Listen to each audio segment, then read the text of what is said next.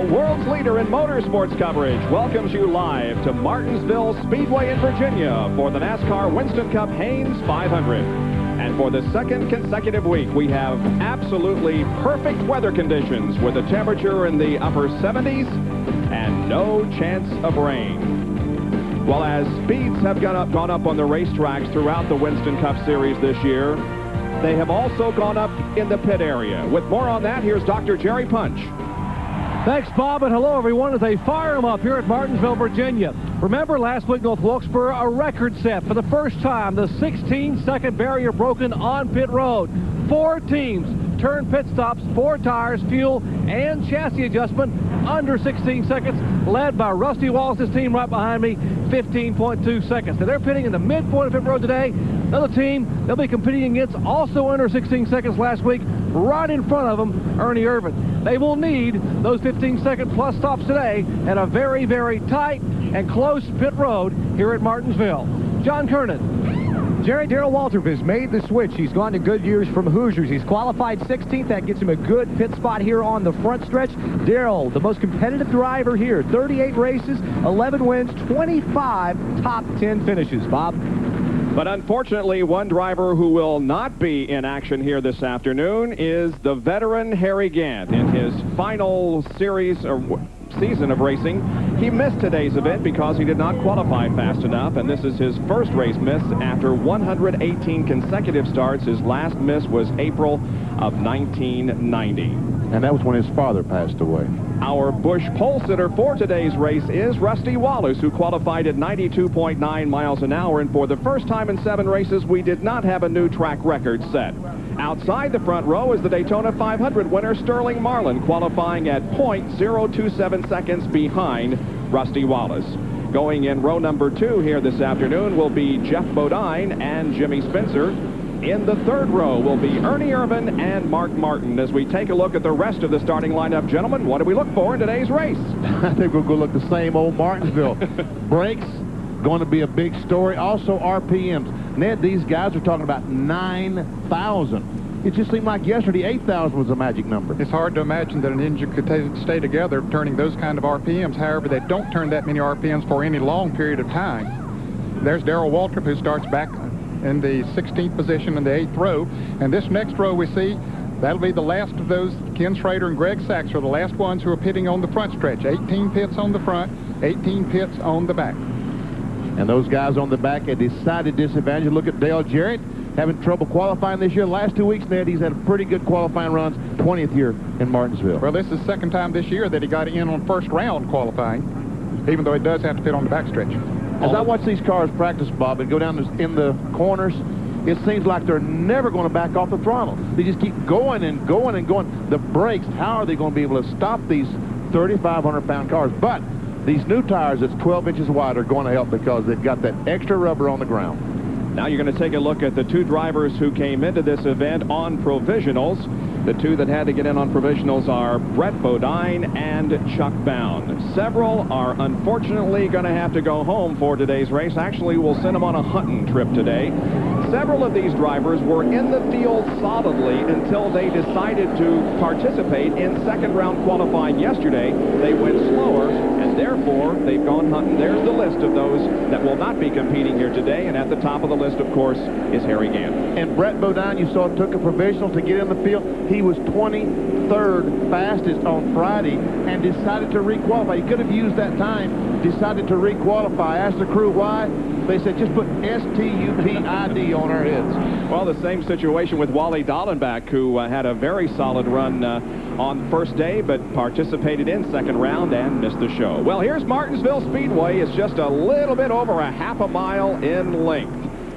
You can see these long straightaways, fairly flat corners, 800-foot straightaways, 12 degrees in the corner, and the straightaways, 0 degrees bank. And when you go into those turns, that 12 degrees looks like it's 12 degrees the other way because it looks like it's leaning out outside the track as opposed to in. We might explain that we're in our hurry up on the air and get the race started mode because we want to make sure we get all of the racing in before we go to the NFL Draft, which you can see live here on ESPN beginning at 3:30 this afternoon. Well, we'll go 500 laps. The pole speed 92.942 miles an hour. The pit window will come between 130 and 145 laps. They're racing for over $700,000 in prize money here this afternoon in the Haynes 500. And in one more lap, we will go racing. Our in-car cameras being carried today, won by our pole sitter, Rusty Wallace. And we have a suspension cam on the Miller Genuine Draft Ford also. Looks like it's on the right front. There's Mark Martin's in-car camera. And that's what Vinny refers to as the dog cam, because that's the view that your dog would have when he rides along with you in the passenger side. And Derek Cope will also carry an in-car camera in the finger hut machine. Actually, that's the roof cam. Well, get set now for 500 laps of competition at Martinsville. The crowd on its feet cheering, the green flag waves, and we are underway.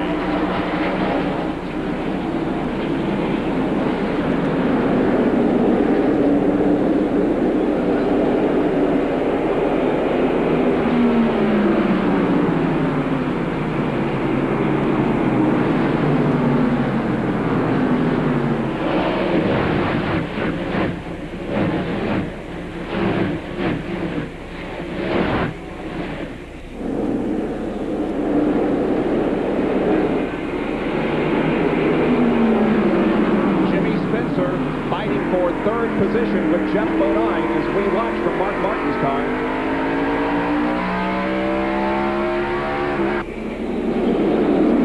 Bodine on the inside and Spencer on the outside. Oh, and a spin. Todd Bodine has spun. That in turn one. Looks like everybody's going to get by. Car right in the middle of the racetrack in turn one. The first caution of the afternoon comes out, although Todd does have the car headed now in the right direction, but caution is out on the racetrack.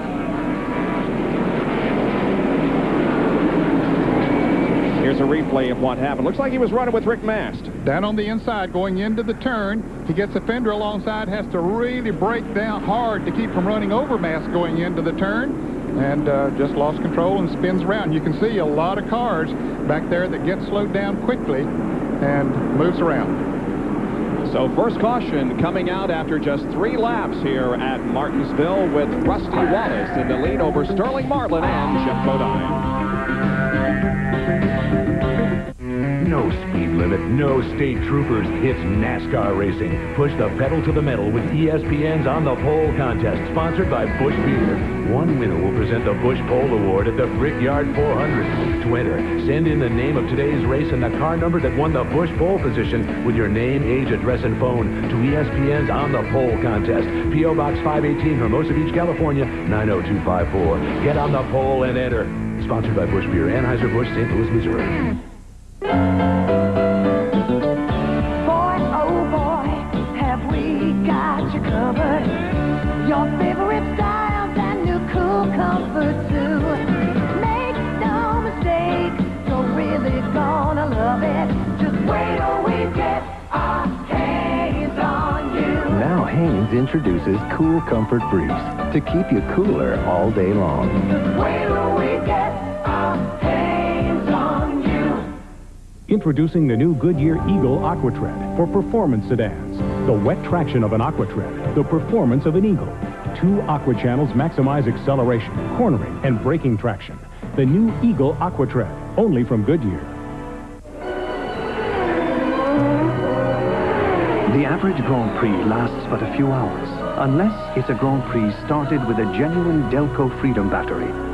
Delco's rated tops for taking the pole position in starting power and excelling in reserve capacity. Helps keep your engine in the race for a longer, more reliable life. Call 1-800-AC-DELCO. It's like buying time. Save up to $14 on Delco Freedom batteries and enter AC Delco's Brickyard 400 sweepstakes. Alternative math. What do 1 crust sandwich, 1 order of hash browns, and 1 hot coffee add up to? $1.99. At Burger King, just $1.99 every day. We may not be the world's #1 fast food place. It just tastes that way. ESPN Speed World is being brought to you by Hanes Cool Comfort Men's Underwear, the briefs that keep you cooler and drier. By Goodyear, #1 in tires. And by AC Delco Automotive Parts. AC Delco, it's like buying time. Well, we didn't have a chance to say hi to you when we came on the air, so hi, everybody. Hi there. Welcome to Martinsville. They're racing. Let's get back to the action. Okay.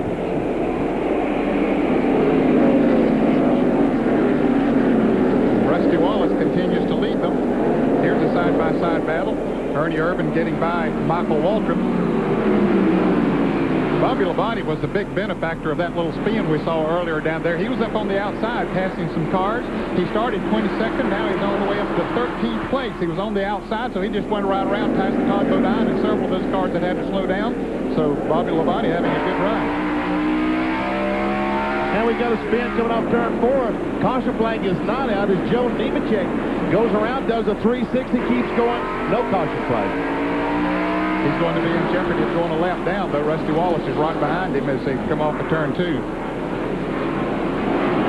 Nemechek's car appeared to be loose in the previous laps before he spun and got out from under him in turn 4. And Dale Earnhardt was able to get by Jimmy Spencer, take over that 4th spot. He started 8th spot, did Earnhardt, moved up to 4th already. Here comes Martin on the inside of Spencer. Earnhardt passed Martin on the outside just after the restart. Spencer's car appears to be a little loose. That's the McDonald's Ford number 27 we're seeing out in front of Mark Martin. Now Martin alongside Spencer into 1, and he's going to get the position this time. And Kyle Petty's going to come right in behind him. Shot from our dog camera. Here comes Kyle Petty. Now Ernie Irvin's going to try to get the spot, but Spencer quickly moves over. Look at Michael Waltrip right behind Ernie. Jerry Punch has more on Jimmy Spencer. The car Spencer is driving today is the same one that was nearly destroyed at Wilkesboro last week. Mike Hill and company took the car to Mike Laughlin's shop on Sunday night from North Wilkesboro, put a whole new rear clip on the car. The team rebuilt the car on Tuesday. They scrambled all week to get the car here in time for practice on Friday afternoon, so they've had to struggle even to get the car back to the racetrack. Let's check in with John Turner. And Jerry, I just talked to Mike Hill, the crew chief. He tells me that the car is just too tight coming off the turn. That Jimmy's having a real hard time driving it. They'll hope to get a caution in the next 40 or 50 laps and be able to fix that problem here on pit road. Let's take a look at the spin that happened just a few laps ago involving Joe Nemechek. There he is, getting on the inside, running up over the curb, spinning 360 degrees, and kept it going. Now Michael Waltrip tries to move past Jimmy Spencer, coming off from turn number 4 inside. A little bit of contact as he came off the corner, but Michael safely gets the spot.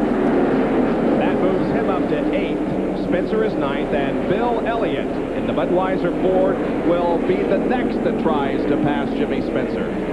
Of course, both of those cars are owned by Junior Johnson, the Spencer car and the Bill Elliott car. And you can see Elliott gets a much better run off the turn. As they pointed out, the car pushing a little bit and just can't get on the accelerator. Pushes up, takes away some speed. Here comes Rick Mast down on the inside in the Skoll Classic car.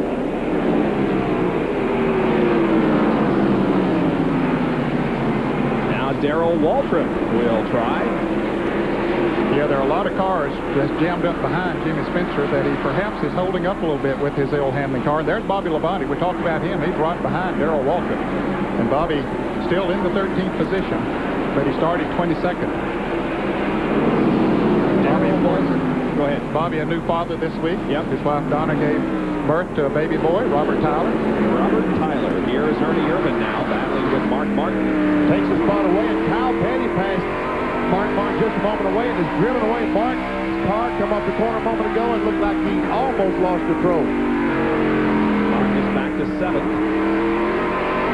Down to 64 miles an hour. And again, a big jam up behind Jimmy Spencer. It's Darrell Waltrip, Bobby Labonte, Bobby Hamilton, among others. Darrell thought he had him coming off of turn 4, but his car slipped just a little bit. He got a run on it going down the backstretch the last time. Couldn't do it this time. Now Spencer goes up, Darrell comes down. He's got him this time. Now Bobby Labonte in the Pontiac will try to make the same move. It seems like turn 4 is the worst one for Spencer. That's where they've been able to get up under him. Darrell Waltrip, the winningest of the active drivers with 11 victories here at this Speedway, 5 in this spring race and 6 in the late summer fall race. Well, now Bobby Labonte's going to try it on the outside. He passed a lot of cars at the start of this race on the outside. Let's see what he can do now. Spencer is giving him the room up there.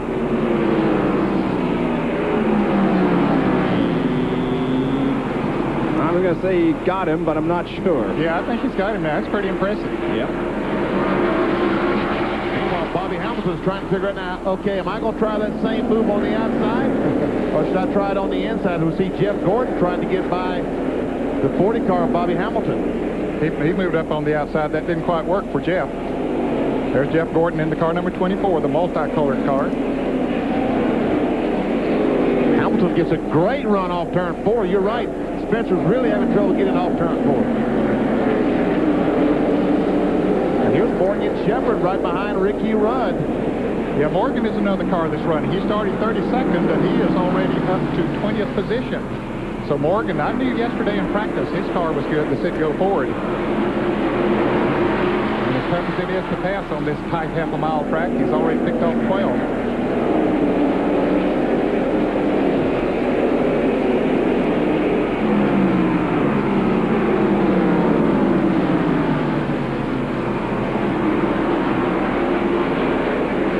Dale Jarrett getting on the inside of Jeff Gordon coming off turn 4. And Rusty Wallace continues to lead, now about to lap the first car. That's Joe Nemechek.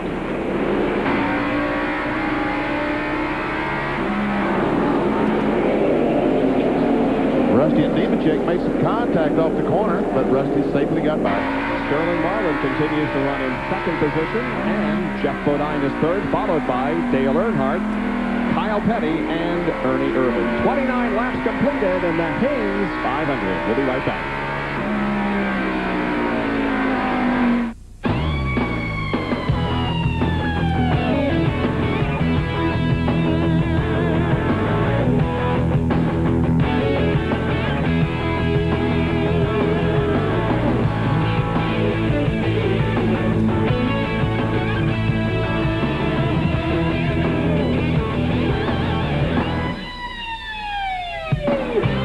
Chevy Camaro. What else would you expect from the country that invented rock and roll? When you come to a Pep Boys Super Center, you'll be amazed by its size. They've got over 24,000 items, all with brand names you know and trust, many with lifetime warranties. Rebestas, Borg Warner, TRW, Gabriel, Purolator, CR, and Bendix. Everything you need to keep your car looking good and running smoothly. Day or night, even on Sunday, come to Pep Boys and drive away happy. To get here, you've got to start here. Troy Aikman, quarterback, UCLA. Dallas selects Emmitt Smith, running back from Florida. Super Bowl champions are built on draft day. Chris Berman quarterbacks ESPN's all-pro team that takes you inside the war rooms all around the league. The NFL Draft. Today at 3:30 Eastern, only on ESPN. Back in Martinsville Speedway in Virginia for the Haynes 500 NASCAR Winston Cup race. And yes, at 3:30, right at the conclusion of our event here, the NFL Draft live on ESPN. This is 4th, 5th, and 6th right here. Kyle Petty, who's passed Dale Earnhardt, followed closely by Ernie Irvin. Well, the fans have been watching that battle. It's been a good one. As Kyle got around Earnhardt a couple of laps ago. Passed him on the outside. Now Ernie's going to try it on the outside as well. Earnhardt moves over, gives him the room. Says, if you don't go up there and use your brakes up or car up, go right ahead. And there he goes.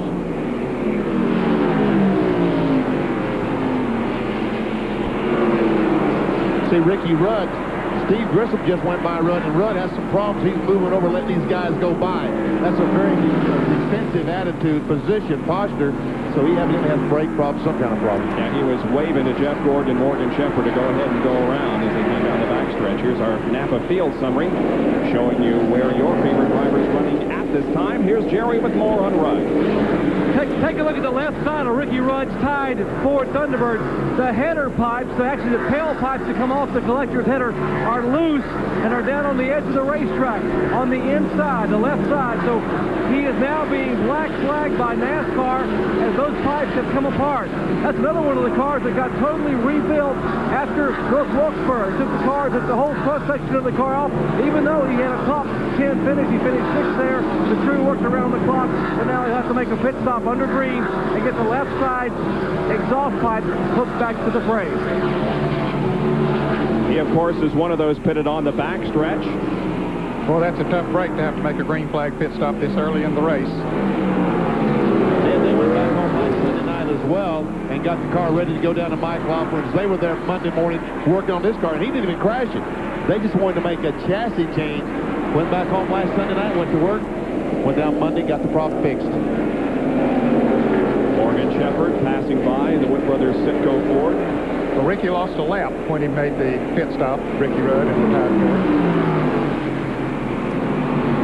Morgan Shepherd started 32nd, and he is currently in his highest position of 19. Jeff Burton to rebest his car. Joined by Rudd. See, Jimmy Spencer has moved back to 18th spot from 4th starting position. Rusty Wallace is about to encounter a whole bunch of traffic. He's got Todd Bodine and Ward Burton and Chuck Bound and Ted Musgrave and many others just ahead of him. Yes, at the moment, Bob, there are 32 cars being shown in the lead lap, but about 15 of them are directly in front of Rusty Wallace. And meanwhile, as we watch this, I'll tell you that Jeff Bodine in the Exide battery car was able to get by Sterling Marlin and take over the 2nd spot. We did see that just a few laps ago. John Kernan. Bob, Sterling's car is just a little bit loose, but Jeff Bodine was telling me this morning that the Hoosier tires, the longer they run and the hotter the track and slicker it is, the better he's going to be. He's looking for a long green flag segment. He thinks he can potentially chase down Rusty Wallace if they continue running under the green. Four drivers started the race on Hoosier tires. Jeff Bodine, the two Burtons. Oh, spin right in front of the leader. Right in front of the leader, Terry Labonte and Brett Bodine. Rusty gets by, and the only two cars that spun. Caution is out for the 2nd time. And those cars went a lap down, Brett Bodine and Terry Labonte, as they come back. Todd Bodine was saved. He was the next car being shown as going a lap down, but he gets to stay in the lead lap. So last week's winner, Terry Labonte, encountering a bit of misfortune here in the first 46 laps of the race, going a lap down after a spin in turn 2 that also involved Brett Bodine. And you see from the in-car camera of Rusty Wallace, the Pontiac pace car pulling onto the track. And what do you think, Ned? They going to pit? Well, I don't know. They've gone 40-some-odd laps. I believe they will. But let's go to the pits and Jerry Punch. They're coming at you, Jerry.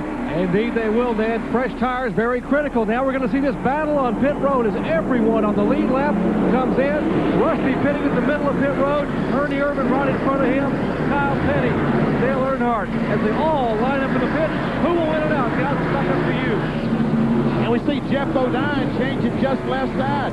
Ned, just left. Is he just going to change 2 tires? Well, that's interesting. Evidently, that's all he's doing. That's all he's doing. He's leaving John Kernan. Left side tires on. They're looking at track position. The right side, they show very little wear. And these tires, what they have is once they get hot, it takes them like 7-8 laps to get hot and get up to speed.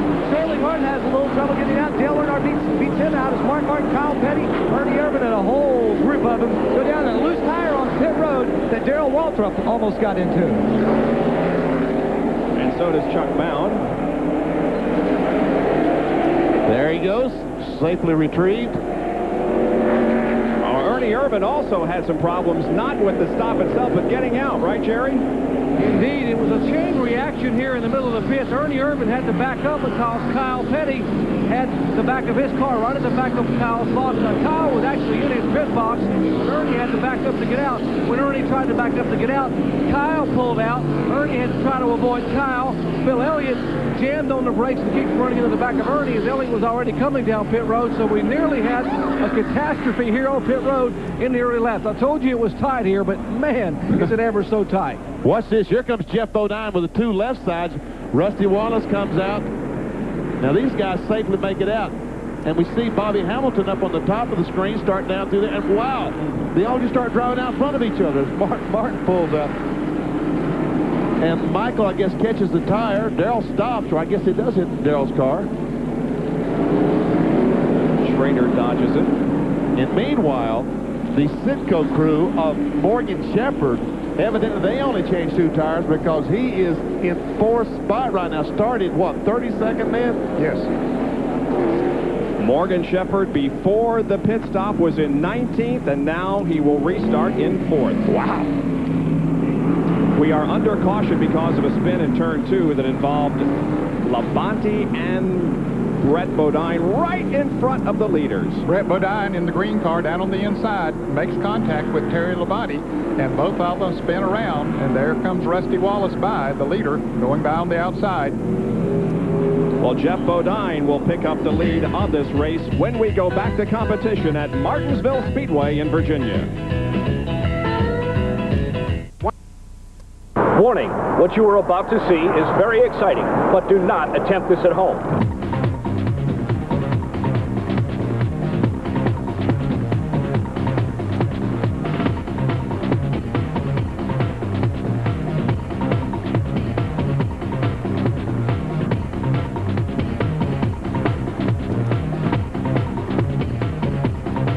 Remember, do not attempt this at home, only at Pirates Cove.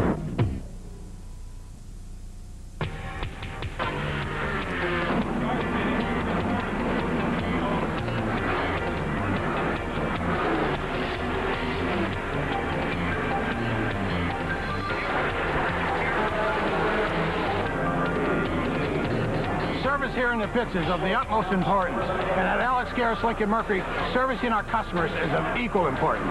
Only at Alex Garris Lincoln Mercury, 2 miles north of Sarasota Airport on U.S. Highway 41.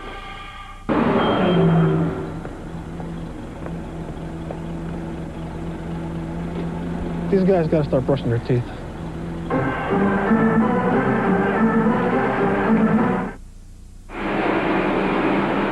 ESPN Speed World today at Martinsville Speedway in Virginia for the running of the Haynes 500 NASCAR Winston Cup race that is currently being led by Jeff Bodine, who took on only 2 tires during that most recent pit stop. Right behind him and putting pressure on him is Rusty Wallace, who had led until we have the second caution. Now, Jeff Bodine has 2 top 10s in the last 2 races. Tell you what, that was a strange move. The gamble on 2 tires did. He was running second place. He was going to come out somewhere in the top 5, but yet early on he decided to go ahead and change 2 tires. Evidently, in the practice they had here yesterday, they must have learned something. Maybe they have a fairly soft left rubber compound on those tires and figured they're the ones going to go away the fastest. And the 15 car of Lake Speed is being passed. Yeah, he's got some kind of problem. He's off the pace as Jeff Gordon goes by. Now here comes Todd Bodine by, and we can see him come off the corner and accelerate poorly down the straightaway. It's like a 7-6-cylinder, a problem with the cylinder. And a race between Mark Martin and Kyle Petty here for the 6th position. Kyle moving to the inside of Mark as Sterling Marlin is just ahead of Martin. And the green car, the 26 Quaker State Ford of Brett Bodine gets a tap, almost spins. He and Sterling Marlin made some contact. Mark thought he had everything all set up, and guess what? He's the loser in this deal.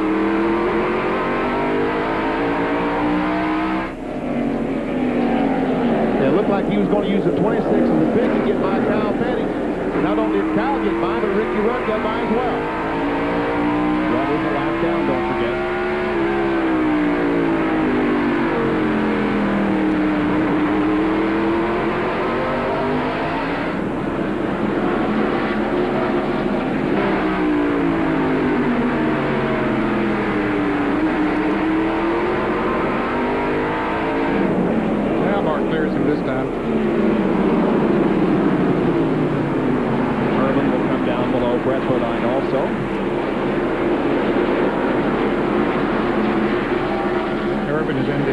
position at the moment.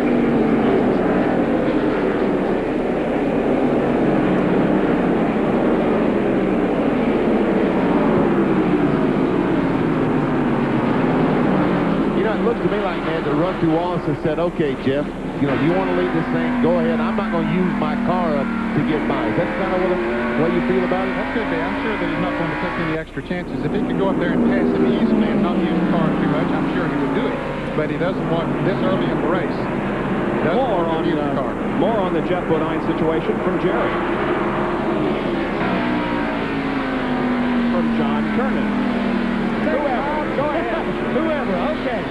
Now, you were speculating that the left side tires might be a little bit soft. Yes, that's exactly right. On the Hoosier tires, a little bit softer. They decided to just change the two tires because, as I said, it seemed the longer they ran on a set of tires, the better the car felt. So they thought that they could take a gamble this early in the race to see where they would put their drivers. Well, it looks like right now they've made the right choice. Now let's go back to Dr. Jerry Punch with a report on Lake Speed. Thanks, John. And Lake Speed will be coming onto pit road in a lap or two. Apparently, they have blown the seal out of the right front brake caliper. So apparently, they have lost the brake. He's just riding around until the crew here in the Quality Care Ford pits can get ready. The Budmore crew, they will bring him behind the wall and try to fix the brakes. He has no brakes. He's just riding around, getting ready, getting the crew time to get a chance to replace that right front brake caliper. Still a good battle up front, but boy, what a difference a year makes for Lake Speed. A year ago at this time, he was 36th in the point standings, and now he's 5th, but is having his problems with brakes at the moment. As he went by, I saw the smoke come out of the right front, so the caliper, the O-ring that's broken is in the right front, and he is in the pits on the back straightaway trying to repair that seal. Here once again, a Napa field summary. See Bill Elliott back in 10th spot. Greg Sachs running together. Just a little contact as they came off the corner.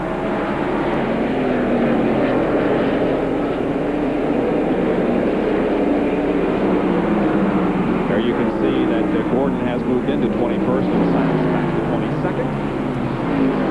22nd. 29 cars remain on the lead lap. And no one at the moment in danger of going another lap down the clock. The leaders have a good bit of clear track in front of them.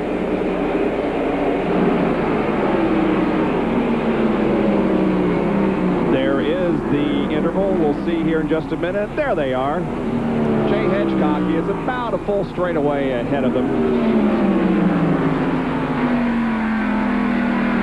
Rusty once again puts pressure on Jeff Bodine, the leader. Terry Labonte, the Kellogg's car, the winner last week at North Wilkesboro, was about to be lapped by Rusty Wallace, but right behind him, 2 car lengths behind Rusty right now is Terry Labonte. They were seen at the very end of that pack, so evidently they made some chassis adjustments on their pit stop, and he's running rather well right now. Yesterday in practice, he was running very good, Benny, but he had to start way back. And Lake Speed has made it to the pit area where work on the brakes is now going on, Jerry. And Bob, to make matters worse, you got to imagine how hot these brakes are. Donnie Wingo and the crew, take a look at the steam coming off the right front caliper. They're going to remove the entire caliper and replace it with a brand new one, or try to possibly replace the seal, but you can't even work. Even with the Kevlar gloves, the hands get so hot, you can only work about a minute, minute and a half, and you have to back off and let the hands cool down. A tough job here for the Budmore crew. Yeah, we're getting a tough spot right now because Jeff Bodine's used right sides are really coming into play. And here goes Earnhardt trying it on the outside. Didn't quite work. Maybe that'll give Rusty some ideas, but he doesn't want to give that position away to Earnhardt. Here comes Dale again with an attempt. Rusty's going to try it on the inside. Yeah, he saw Earnhardt coming up there and starting to put the pressure on and said maybe it's time to go. We speculated that he might be willing to sit there and run for a while, but when somebody else comes up there, then you got to go. I think Rusty's content, but Earnhardt's not content. And obviously, Labonte is because he wants to get that lap back. Right. Bodine has won 4 events here at Martinsville, finished 6th here in this race last year.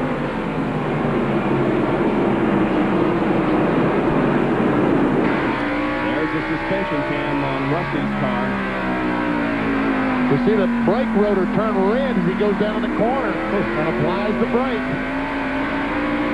And you see that wheel turn as he comes off the corner. Now this gets red again as he applies the brakes. You can tell when he approaches the corner, can't you? That's why they use all those air ducts like defroster hoses going to the right front to try to cool those things down. And the sparks there also.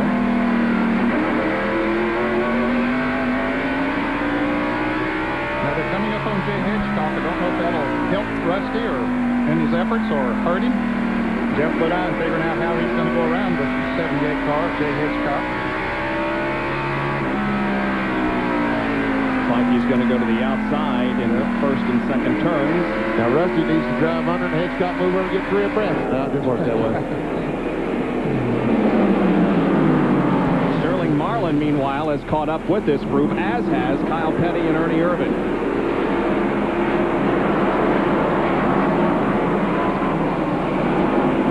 Earnhardt once again trying it on the outside, goes in the corner but slips up and loses a couple of car lengths. Brakes are heating up. The action is heating up at Martinsville. 75 laps have been completed. It's Bodine, Wallace, Earnhardt, Marlin, and Petty. Ford, Chevy, and Pontiac. This Goodyear Aqua Tread pumps away over a gallon of water every second with its deep groove aqua channel. That's 396 gallons per mile. Think about it. The all-season Aqua Tread, only from Goodyear.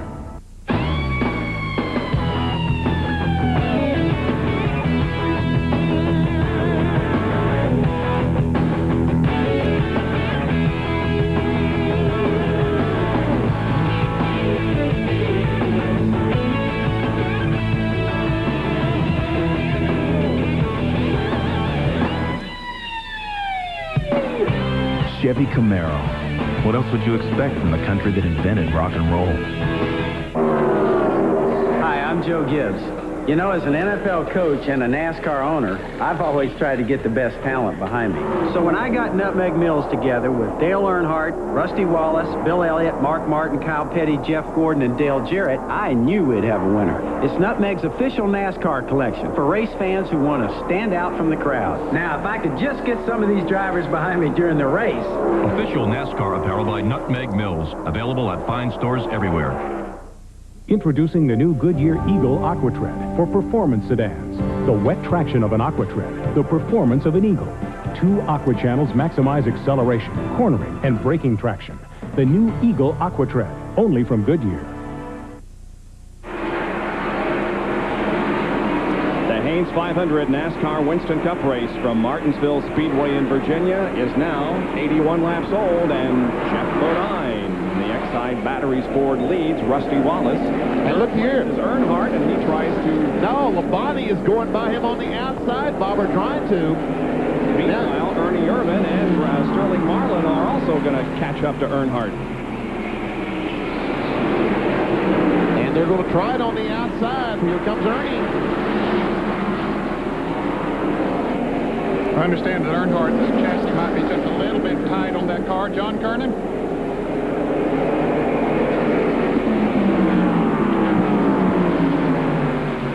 Ned, you're exactly right. I just talked to Richard Childers. He has mouthed the word tight. The car is just too tight. So at the next pit stop, they'll have to make an adjustment and try and loosen it up for him. But right now, Sterling Marlin is alongside Dale Earnhardt trying to take that spot away. And we've got Kyle Petty right behind that duo. And Sterling does get by. Kyle will try it on the outside. And Rusty Wallace is just all over Jeff Bodine and can't seem to pass. Well, Jeff certainly knows this racetrack as well as anyone. He's won in every division here and knows how to use it. Oh, and Jimmy Spencer is fun. In turn 4, he comes across the track right in front of a whole pack of cars, but they... And he's going to pull out right in front of the leaders, I bet you. No, he stays down there. Oh, man, I was afraid he was going. Earnhardt just missed hitting Spencer. Wow, I just knew Spencer, trying to save get in the lap, would pull back up to the racetrack, but he wisely stayed right where he stopped. Yes, thank goodness. This is our third caution. Jerry, what do we expect now on pit road? pretty much routine, but remember, pit position very critical here. Track position extremely critical. As here comes the car number 7, Bodine. He's pitting down toward turn 1. The midpoint will have Ernie Irvin and Rusty Wallace. Let's check in with John Kernan. Well, Jerry, this time for Jeff Bodine, as the crew goes to work, it will be right side tires only. They feel very comfortable with their tire wear and not doing a 4-tire change like we're seeing just about everybody else on pit road. Back upstairs. And we see Rusty Wallace already changing left side, but he's pinned in the pits. Ernie Irvin is pulling in. See Rusty's backing up, trying to get out. He does get out, and Ernie almost backed into him. Tight in the pits here. It sure is. Again, that 13.6-second stop by Jeff Bodine reflects a 2-tire change, not a 4, and another loose tire on pit road. As we see Spencer coming down pit road and the tire and an individual out there. One of Rusty Wallace's crew members goes out to retrieve, and Jimmy Spencer comes in. And John is with Paul Andrews. Well, Paul, left side's the first caution stop, right side's this time. What kind of strategy are you all playing out here? Well, you know, track position is so important here at this Martinsville Speedway. I mean, that's what we want to do. We want to see if it's going to work during the race, and this is the time to do it. You know, Jeff's done a heck of a job out there, and the X-Side Ford is going to stay out front all day, we hope, you know, and that's what we're working on. You know, this is the time of the day to do this type of strategy. Well, obviously, you guys watched the stopwatches after you changed left sides. How much did you fall off from the beginning of the race? Well, it's not quite as fast as the first of the race was, but, you know, Rusty couldn't pass us, so that's probably fast enough. We'll see what these right sides do now. All right, we'll see how this strategy plays out. And Jeff is going to be the leader of the race when we resume action. Ken Schrader shown in second position. Wallace, Bobby Labonte, and Morgan Shepherd complete the top 5.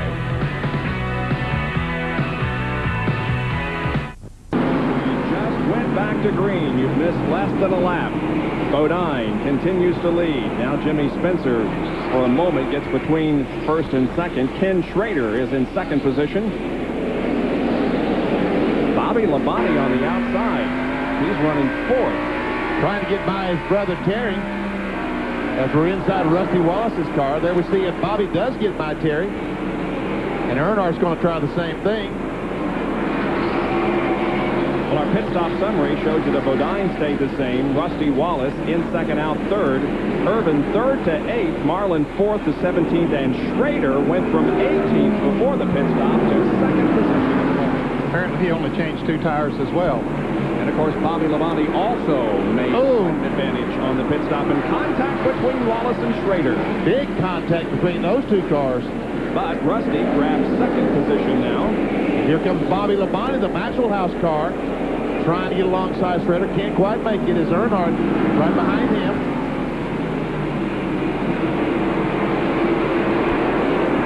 Chris Hussey told me this morning that they would try some 2-tire stops. He didn't lie, did he? Nope, he's the crew chief on the Maxwell House Pontiac that Bobby Labonte drives. Track position, as everyone has said, is so important here. You can see how tough it is to pass. Boy, Jeff has opened up quite an advantage here in just a few laps with 2 tires. Yeah, it looks like the right side tires helped him more than the left sides did. Yep. He has 2-lap cars between himself and Rusty Wallace, who's running second. Jerry, what's going on with Rusty?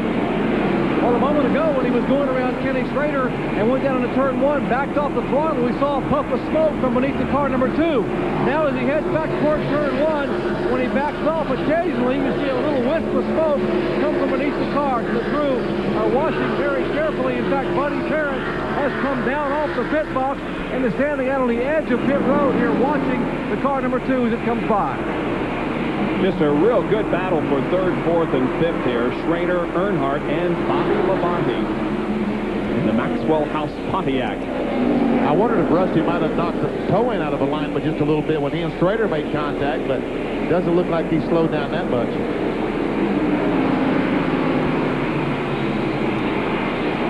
And, you know, the 21 car, he and the 22 of Bobby Labonte made contact coming out of the pits. So Morgan had to go back in the pits and get the fender pulled off the tire. And that's what he's doing in the back. And it's dropped him to a 25th place. Now here is the battle for third with Earnhardt inside and Schrader outside. Earnhardt will come away with the third spot. And now Bobby Labonte will try to move alongside Kenny.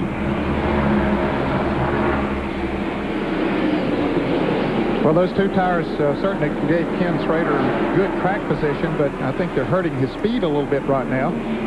Bobby Labonte must have a pretty good race car in him because he only changed 2 as well. And he's running pretty doggone good. Yes, he is. Isn't he, John Kernan? You're exactly right, Benny. That's the car that they wrecked at Darlington. It's one of the first Pontiacs that they built. It's not an old Rusty Wallace car. They had to take it back to the shop after backing into the wall at Darlington, put on a new rear clip, and Bobby was telling me this morning he felt pretty good. He said, this field is so tight, if I can just get a break and get moved up and get some good track position, I should be okay. Well, he's got it now. He's got good track position. Yep, fine shape right now. Sitting there in 4th position. Pulling away from Schrader and Urban and Kyle Petty. Now, Ernie Urban, Kyle Petty both come up on Schrader. That's the trouble when you change 2 tires. Somebody's all the time trying to pass you. Yeah. Yeah. This is for Mark. Frustrating. Mark is running back in 9th position. Sterling Marlin. Here is Jeff Burton trying to make a move on Greg Sachs down on the inside.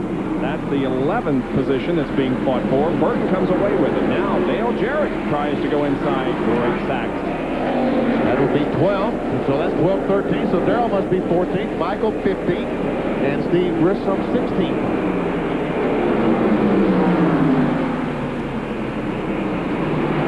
Why these tires are really sticking so well in the corner. These guys are able to run on the outside better than I've ever seen them run before now. Yes, they are.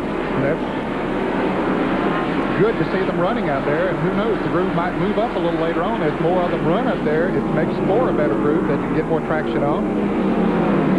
Steve Grissom, number 29, is in the battle for position there on the lead lap. I'm sure he thought he had Michael Waltrip, but Greg Sachs moved over and placed himself in front of Grissom. Now Michael will go by Sachs on the outside, or try to.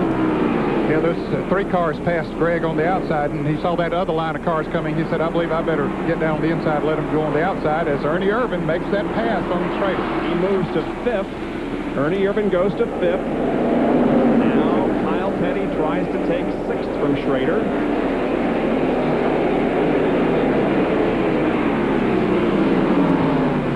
Wow, look at Sterling drive in there.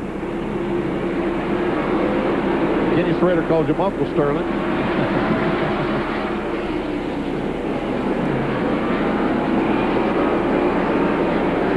We'll show you another battle that's going on. Up in the right-hand corner, that's Michael Waltrip and Greg Sachs still running side by side as Steve Grissom, Bill Elliott watch. Yep.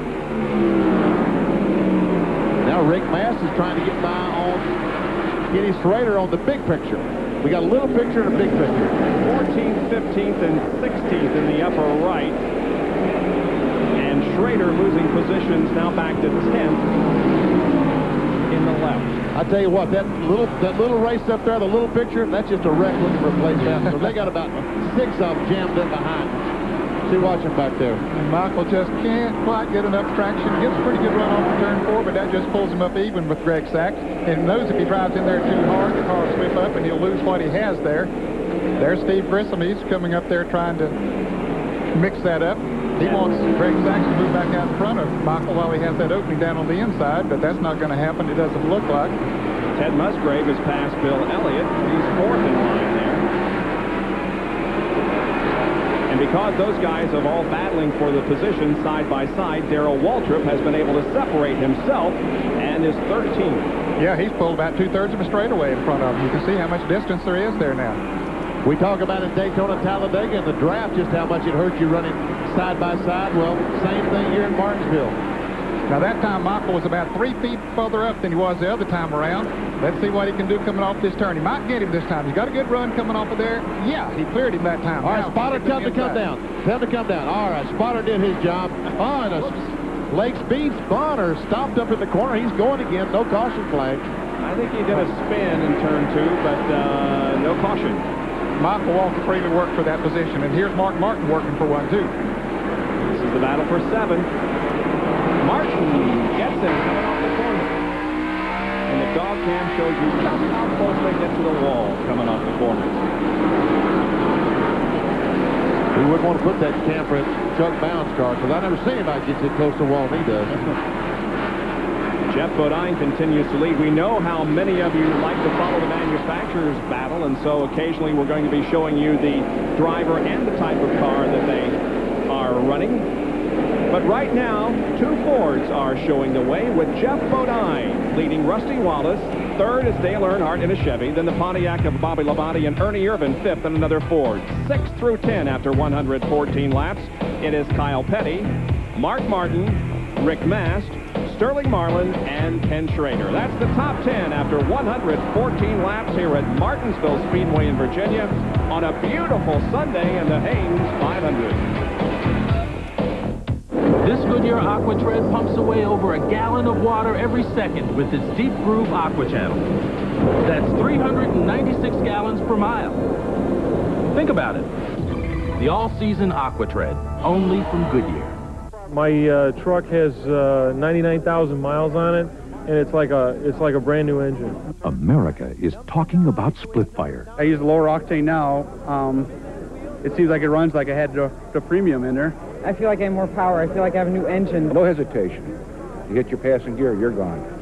Right now.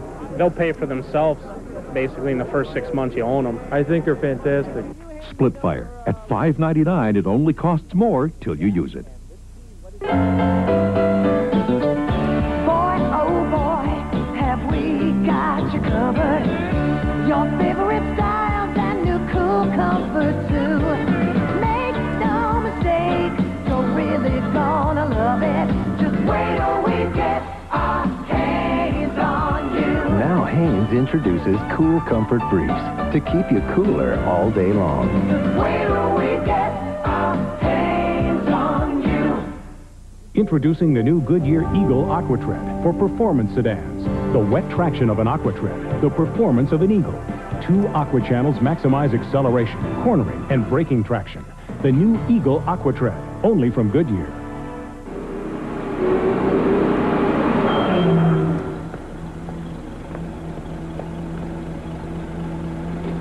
These guys got to start brushing their teeth.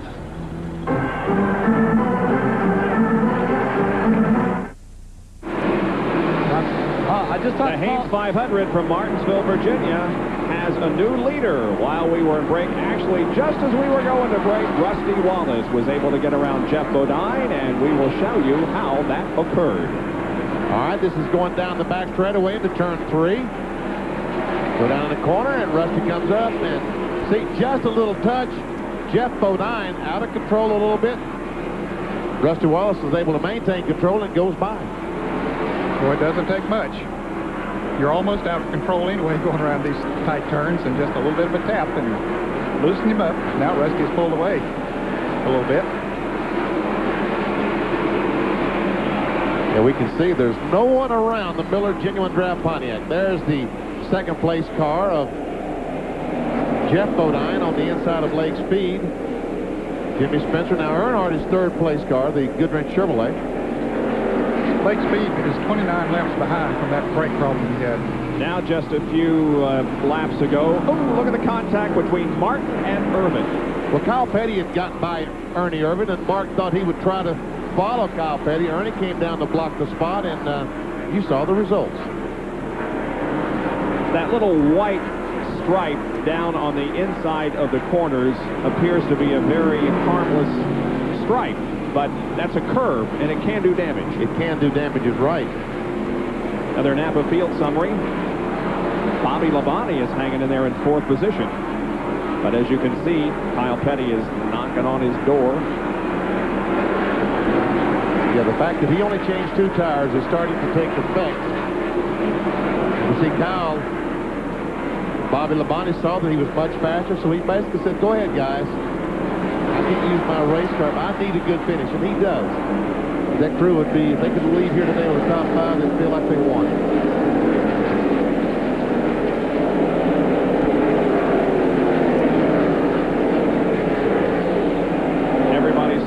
at this point in the race. We're 127 laps in. That's amazing. Yep. Every car is still running. Man, back when I was racing, half the field had blown up by now.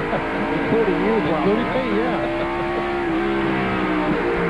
Well, I think that's a testimony to the technology that has come along and the mechanics who put them together. Making the race cars much more durable now. Let's go to the pits and Jerry Punch. Ernie Irvin has radioed his crew and said this set of tires is not hooked up and not what I wanted. Obviously, there's no way of knowing. The car now beginning to wheel hop in the rear and bounce around a little bit, so we slowed up on the racetrack a little bit back in 5th position. I just asked Larry McReynolds why the wheel hop. He said, well, Jerry, the air pressure is built up so much in the tires, the car is beginning to hop and skip in the corners. Wow. Here's a battle between Greg Sachs down on the inside. Oh, and the 77 car drops off the pace, Ned, just as we put the camera on him, I guess. That what made them put the jinx on him was the camera, I guess. He's fallen from 21st back several positions as John Andretti and others were able to get by him. In fact, the leader there, you can see Rusty Wallace is right behind him. Yep. So that's going to put him back to about 27. And Rusty had just got by the Derek Cope finger hut car as we look at Rusty from on top of Derek Cope's car. Now there are 26 cars in the lead lap. Yep. Sachs is about to go a lap down, and Rusty, boy, it went through the corner almost close, didn't they? Rusty will put a lap on Greg Sachs as they head for turn 1.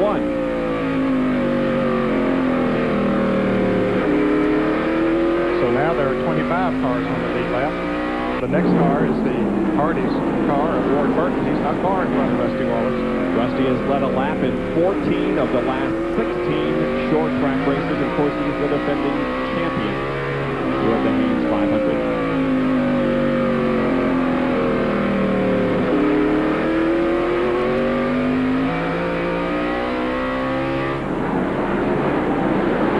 Rusty coming up on Ward Burton and John Andretti.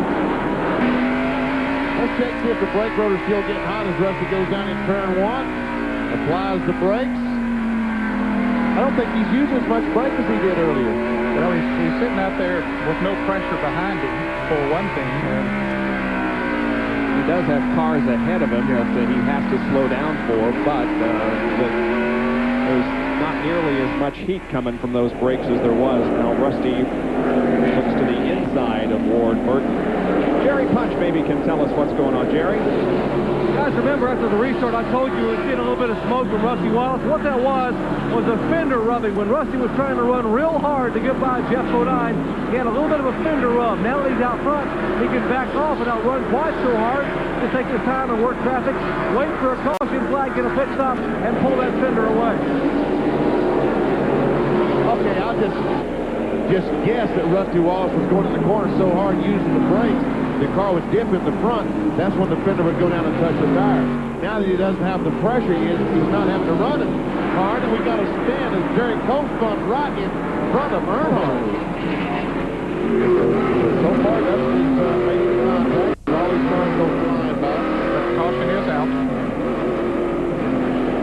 John Andretti trying to get a lap back around Rusty Wallace, and he spins it. He got down on the inside of Wallace trying to get back and trying to get back in the lead lap. He ran on the inside and hit Rusty Wallace a little bit and lost control. John Andretti had just been lapped. That's Grand Piano and Furniture, the sponsor on that car. And here is Derek Cope's spin. And maybe a little contact from Jimmy Spencer. Yep, just a little bit. He makes a 360. And then the 14 car just up the track a little bit, tried to get his lap back going into the second corner, or the third corner, I should say. And he went in there hard, Bob, and just simply too hard. The car wouldn't stick, so he spins it around, so he remains a lap down. Let's go to the pits and Jerry Punch. Well, the last pitted 62 laps to go. They're back in. It's going to be routine. We're going to watch if anyone gets blocked in the pit. Rusty stopped way in the back of his box while Ernie Irvin stopped in the middle of his pit box. Left side tires on the car number 2. Likewise, left side now going on Ernie Irvin. Bodine has 4 tires. Here is Rusty Wallace down and headed back into Ernie Irvin makes a turn, and whoa, Irvin and Kyle Petty almost come together exiting the pits.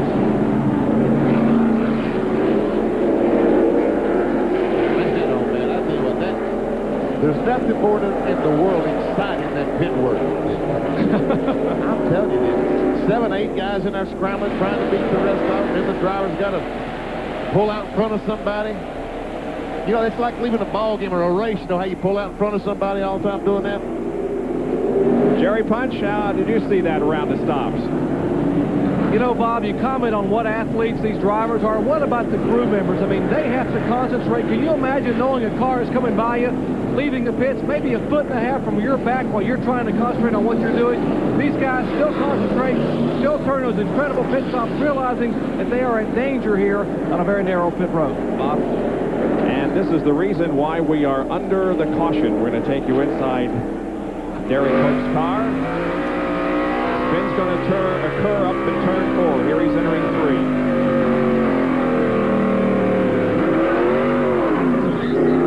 Just as he got on the gas, he got tapped just a little bit from the rear, and around he went. Yep. So we'll take another break here. After 141 of 500 laps, it's Wallace, Jeff Bodine, Earnhardt, Petty, and Marlin.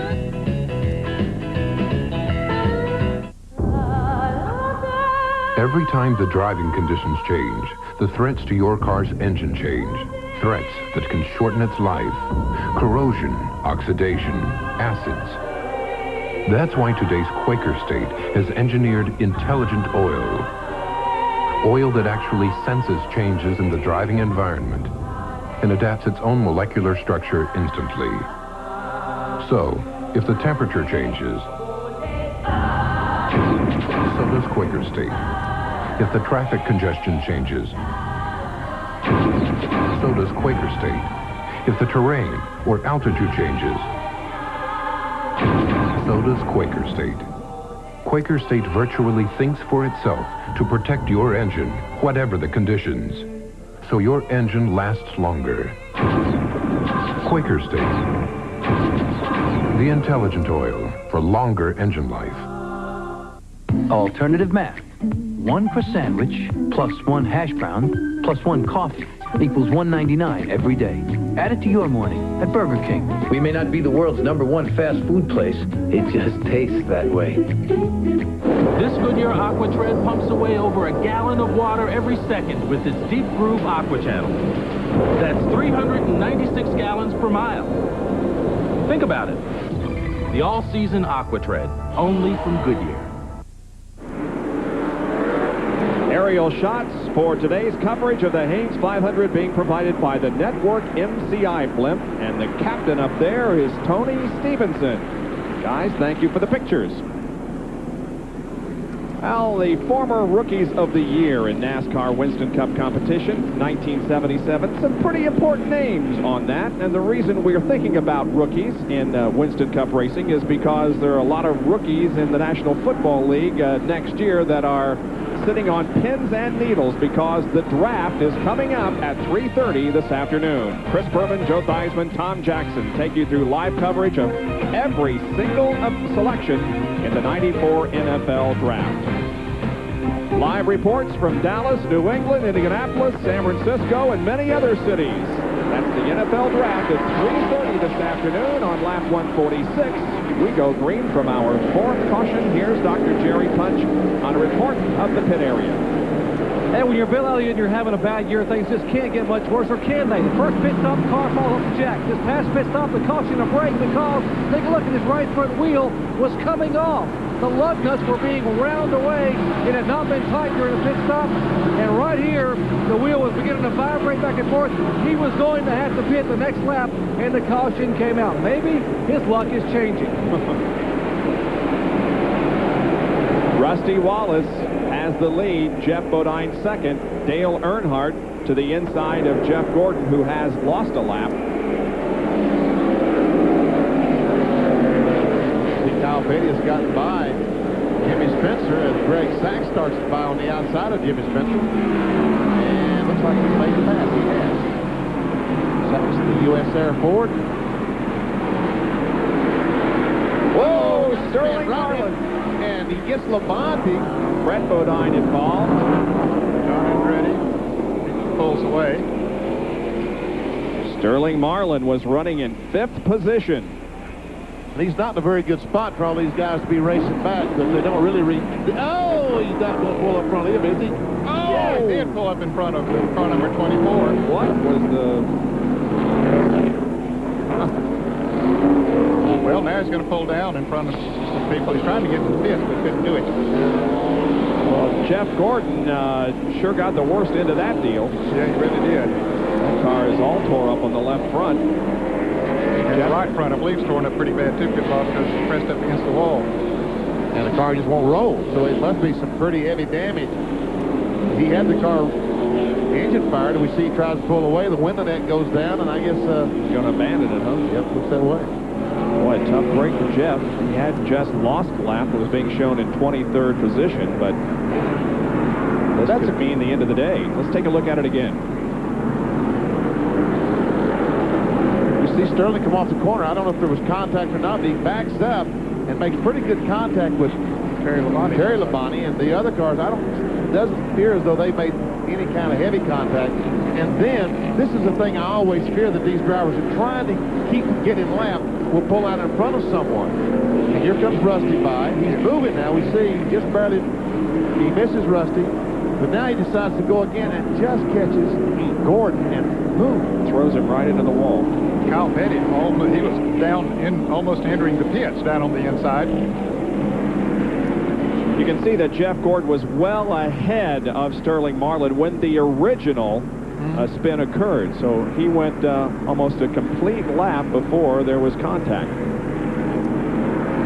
But look at all those cars going by. Sterling, obviously, he sees he can't move. He tried to turn and get back going in front of Rusty Wallace, decided not to do that, but chose to...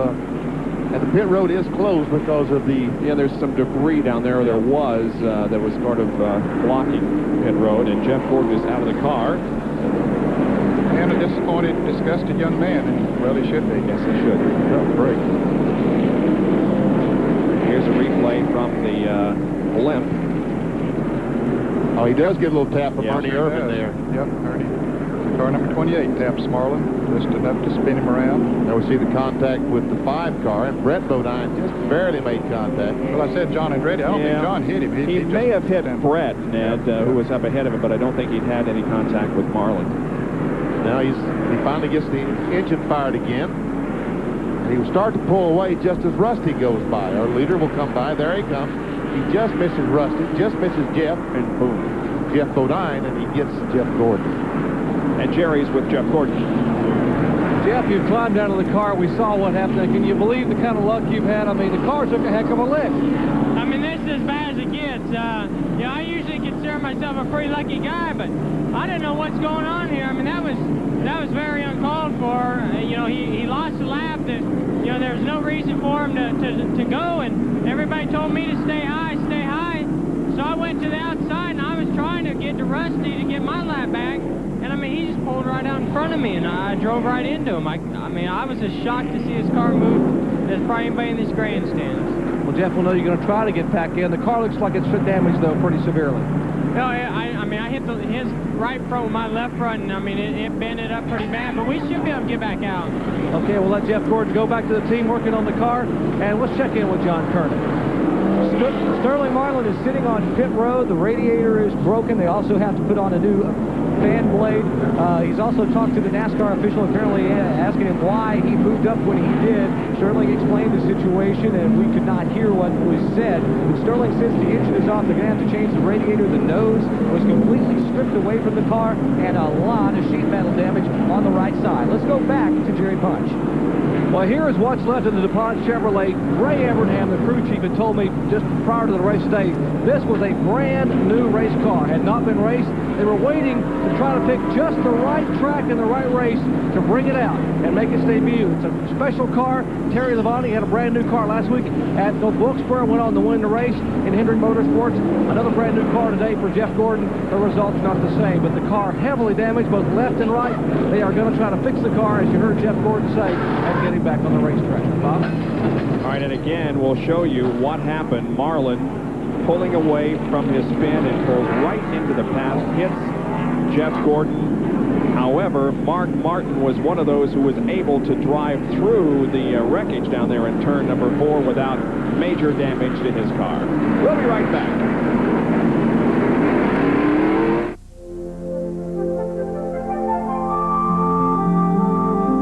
Anheuser-Busch's SeaWorld parks, the trust between our trainers and whales is built over time. Every year, we introduce over 10 million people to the creatures of the sea. We're hoping to help make what's true of SeaWorld true of the people and animals of the whole world. At Anheuser-Busch, that's our pledge and our promise.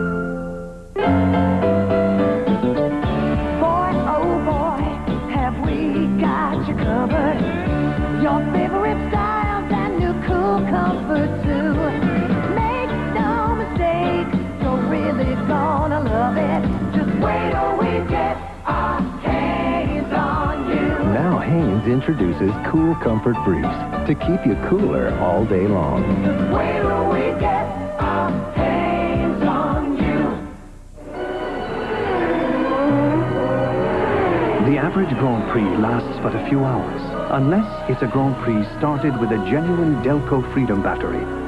Delco's rated tops for taking the pole position in starting power and excelling in reserve capacity. Helps keep your engine in the race for a longer, more reliable life.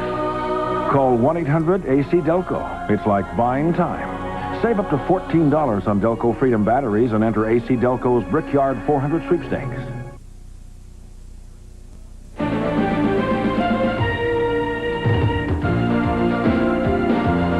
Trackbacks brought to you by Quaker State, the intelligent oil for longer engine life. Drivers and crew chiefs are always talking about changing springs to try to make the car handle a little bit better. Now, the springs aren't worn out. They don't collapse or something. What happens? They change the rate of the spring or the stiffness of the spring. We're going to put a spring on the radar and show you exactly what they're talking about. We take a front spring. We slide in here. Okay. Now then, this is a hydraulic pump with a gauge on it. We go up, we pump the thing up. We pump this to 1,000 pounds. And then we measure this. That's on 7 inches. Tighten that down. And we will jack this up to 6 inches.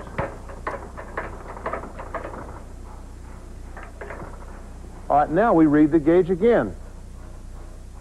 It says 25, 50, 26, 2,700 pounds. We subtract the 1,000 we started with. This is a 1,700-pound spring. If they wanted to make the car a little bit tighter, they would put a stronger spring. A little bit looser, put a weaker spring. This is what they're talking about when they talk about changing the chassis with springs. Amazing, isn't it? He actually sounded like he knew what he was talking about. Hey!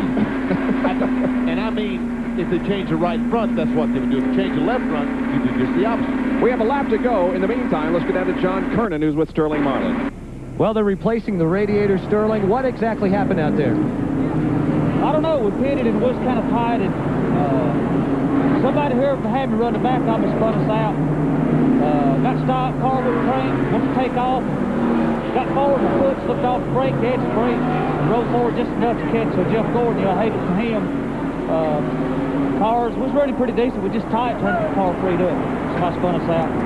Called who did. All right, well, they've got a lot of work to do, but they will obviously try to get back out onto the racetrack because attrition sometimes plays a key role here at Martinsville. You need to run as many laps as you can.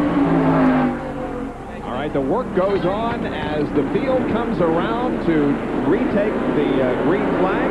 The crowd waves and cheers, and here we go again. And what a crowd we have today. Folks, it is amazing how many people we got here today. They added 3,000 seats here at Martinsville over at turn number 2, and every one of those seats were sold for this race.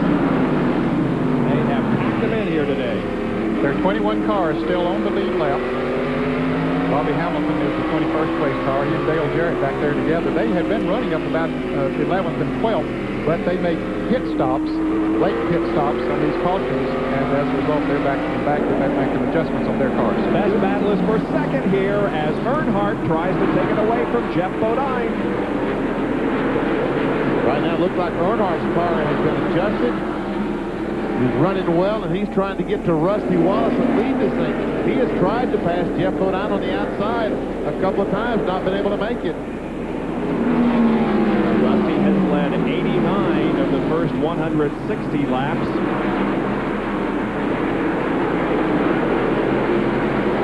Jeremy Irvin, Kyle Petty, Rick Mass, another good run for him in a Skull Classic.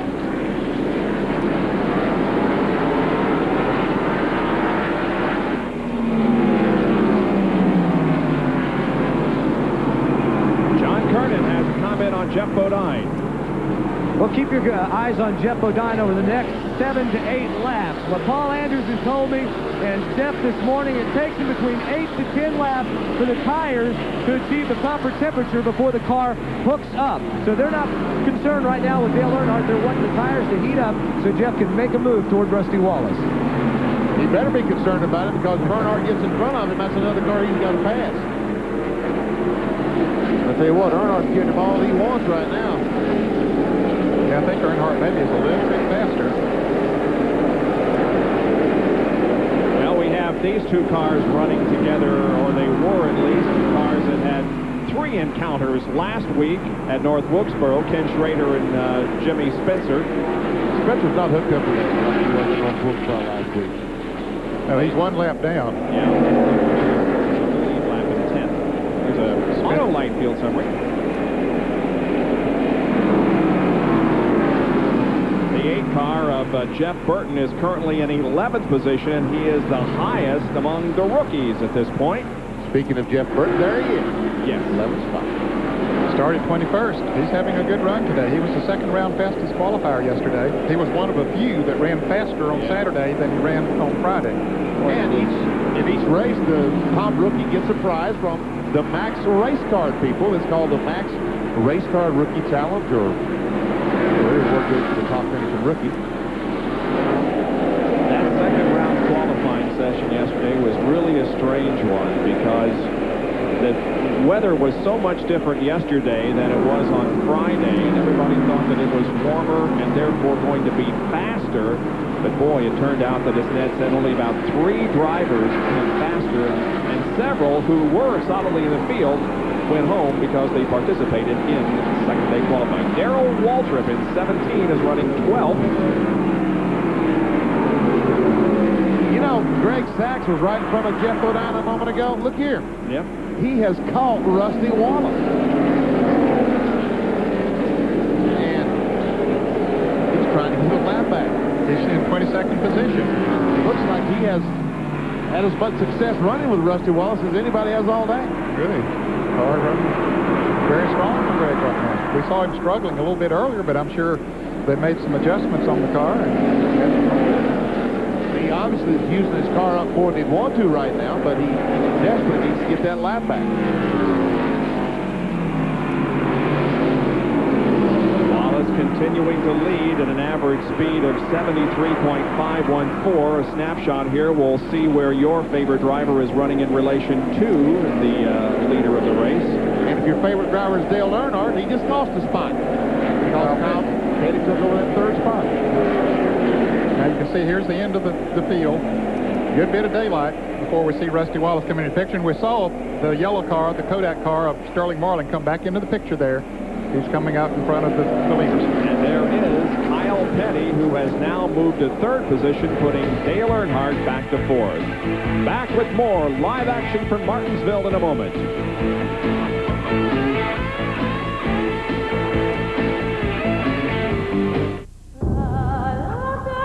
Every time the driving conditions change, the threats to your car's engine change. Threats that can shorten its life. Corrosion, oxidation, acids. That's why today's Quaker State has engineered intelligent oil. Oil that actually senses changes in the driving environment and adapts its own molecular structure instantly. So, if the temperature changes, Hey, Vinny, bought a new truck, huh? I leased it. Leased it? Rip off. Not at Bill Graham Ford. Lease a new 94 Ford Ranger Splash with plenty of extras for just $169 a month. Big down payment, right? No way. And at the end of the lease, I have the option to buy it, lease a new model, or just walk away. Yeah, but a few more payments and I'll own my truck. You get more for lease at Bill Graham Ford in Bradenton. Hey, Vinny, do they take trade-ins? Yep. When John Stevens took his 1993 Personal Watercraft World Championship, he took it sitting down. Why not be seated at the head of the class on a Kawasaki jet ski watercraft? And now get a special bonus, a match set of his and hers jet ski jumps. Versatile, fun-loving, and free. A $250 value with the purchase of any new jet ski watercraft. Kawasaki, available at Granny's, 17th Street in Sarasota. Like this. I'm young and I'm fighting a guy everyone says the greatest fighter ever. And they tell me he's too fast and smart. And I'm too slow and small. And no one's cheering for me. And I win. Yeah, that was my Sports Center highlight. Every time the driving conditions change, the threats to your car's engine change. Threats that can shorten its life. Corrosion, oxidation, acids. That's why today's Quaker State has engineered intelligent oil. Oil that actually senses changes in the driving environment and adapts its own molecular structure instantly. So, if the temperature changes, so does Quaker State. If the traffic congestion changes, so does Quaker State. If the terrain or altitude changes,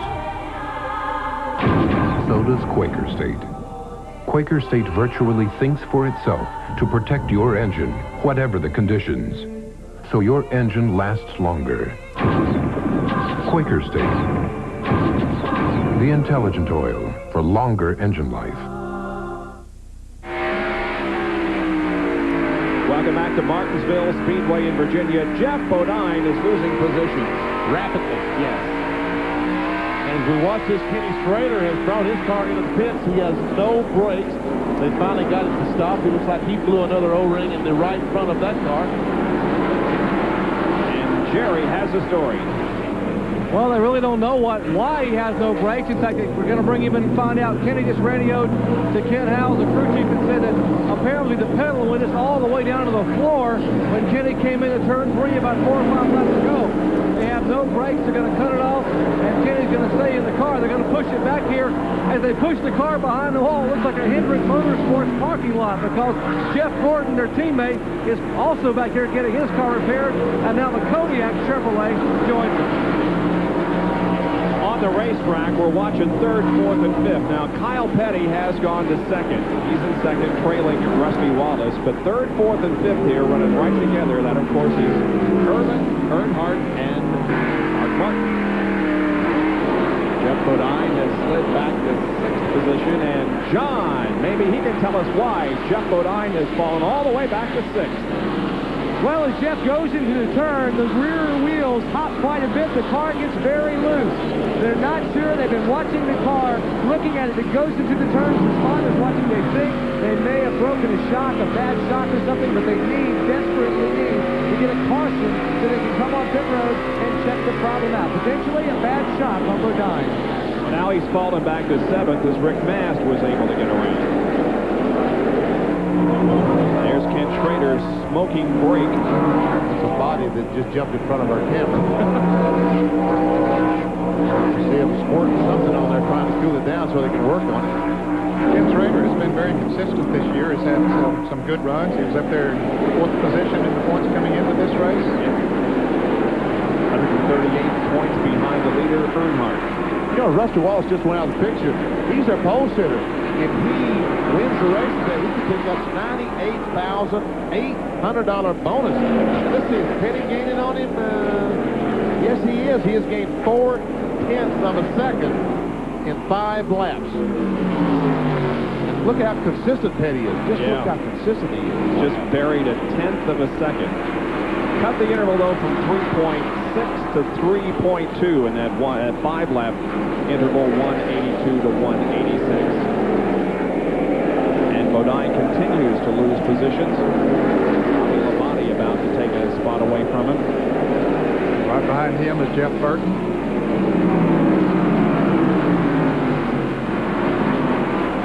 Jeff Burton is now running 10th spot in that 8 car, the Rebestas car.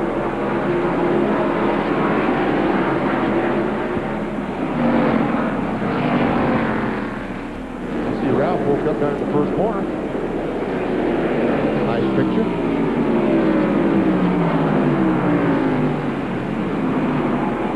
Bonnie is going to take the 8th place away from Jeff Bodine. Now here comes Jeff Burton.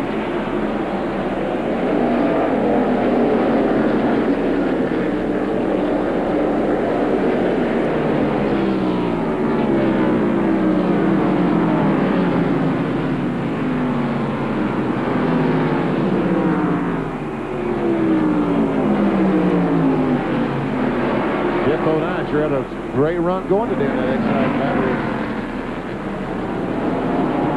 Forward? Yeah, he sure did. He's been one of our 2 leaders of the race so far today. Here's Michael Waltrip, Todd Bodine, Bill Elliott, and Steve Grissom. And that would be 13th, 14th, 15th, and 16th. I'll tell you what, my hat's off to 75 Todd Bodine. You know, he spun early, almost went a lap down, but ran about as fast as Rusty Wallace for 15, 20 laps, was able to stay in the same lap, and here is still in the lead lap. Factory Stores of America, Ford Thunderbird. Butch Bob. Here's Steve Grissom moving around Bill Elliott. Now, Ernie Irvin has caught Kyle Petty. He was pretty far behind him, fellas, about 3 or 4 seconds. And even greater lessening of the interval from 4 seconds to 3.2, and Irvin just blows by Petty and takes second. That's one thing about Kyle Petty. If he sees somebody coming up on him that's running faster, he'll move over and give him room to run. He wasn't going to battle him. It hurts both of them really at this point of the race. He said there's no point in doing it. He's going to get by me. Why take a chance? Dale Earnhardt now is not too far behind Kyle. And there is the interval up to the leader, Rusty Wallace. What I would like to keep it in for our folks to keep doing that interval, because it looks to me like that Ernie just might be gaining. Well, he has moved to second in the Ford. Kyle Petty is running in 3rd position in the Pontiac. Then it's Earnhardt Chevy and Mark Martin's Ford. And we'll be right back. We have just one word for the new Whopper Jr. at Burger King. Bigger. You already know it's flame broiled and fixed your way. But the one thing you didn't know is that the Whopper Jr. now has 50% more beef. And because we figured one great improvement deserved another, the new Whopper Jr. is just 99 cents every day. The new 99-cent Whopper Jr. at Burger King. We may not be the world's #1 fast food place. Welcome to Burger King. It just tastes that way. Every day, we all find a way. A promise made, a promise kept, giving it our best. Napa, we're the most complete source for auto parts, and all Napa parts are backed by a nationwide warranty program. No wonder more Americans trust Napa to keep their vehicles running. We keep America running. We keep America running. I found that everything I use it for just increases the power. It's like getting an engine option. America is talking about split fire. It was just unbelievable how it ran and how much better gas mileage was. I had heard about the plugs, and everybody said they were great, and I tried it myself, and it did increase my gas mileage. And it runs just like a brand new engine. I mean, it's got power just like if it was brand new right off the showroom floor. They're the best plugs I ever put in my cars.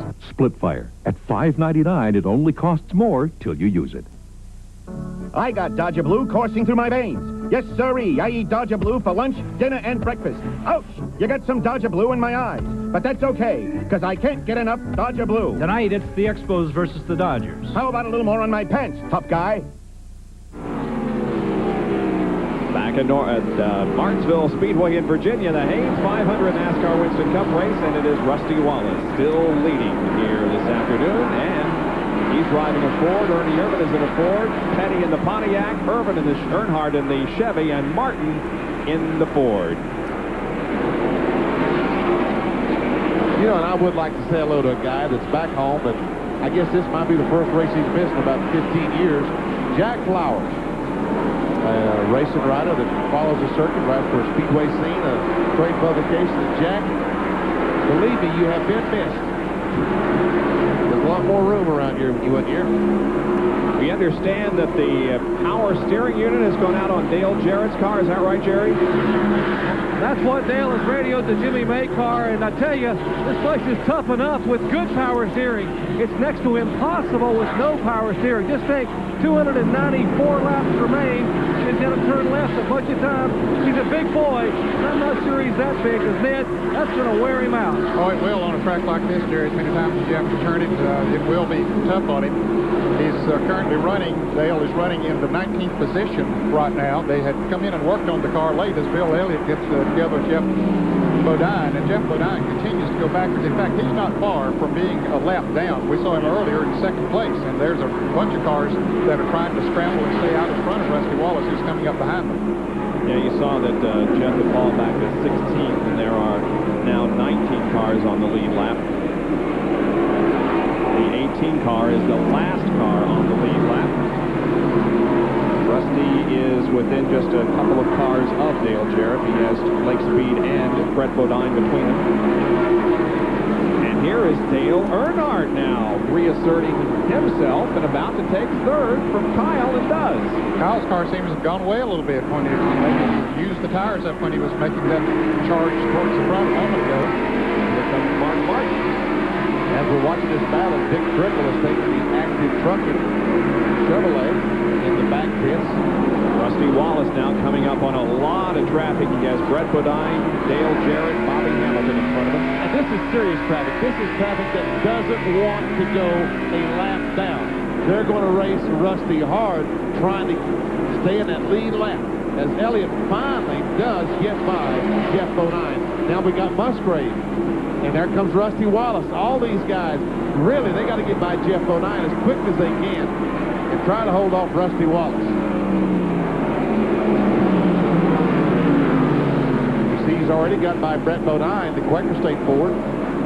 He was already a lap down. He's at 26. There's Bobby Hamilton, the Kendall Oil Pontiac, another one of Felix Abadis cars.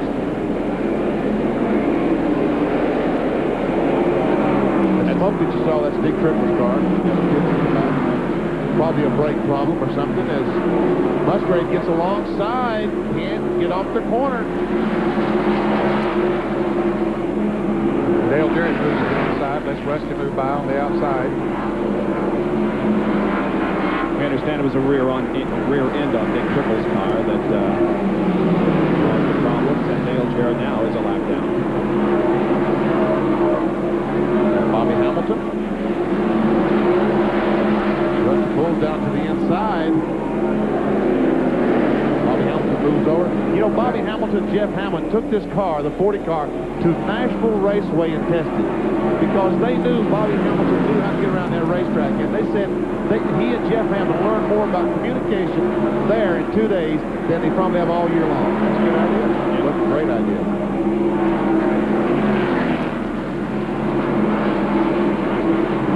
Now there are just 17 cars on the lead lap. And Jerry can update us on Bill Elliott, who's running 15th.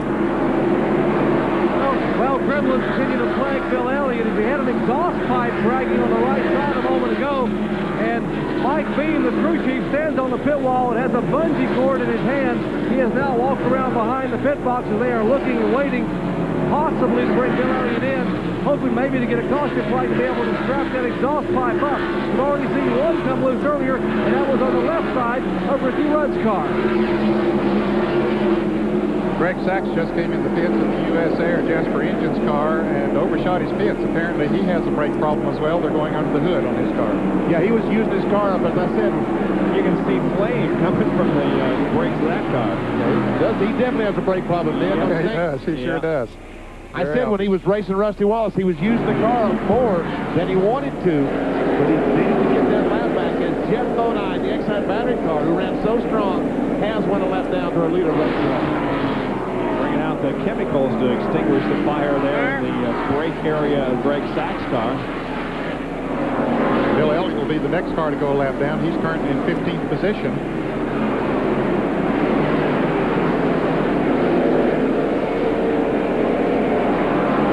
There is the track difference between Rusty Wallace, the leader, and Bill Elliott, who's in 15th and stands to go a lap down here before long. We'll show you a snapshot here again. Watch for your favorite car and driver.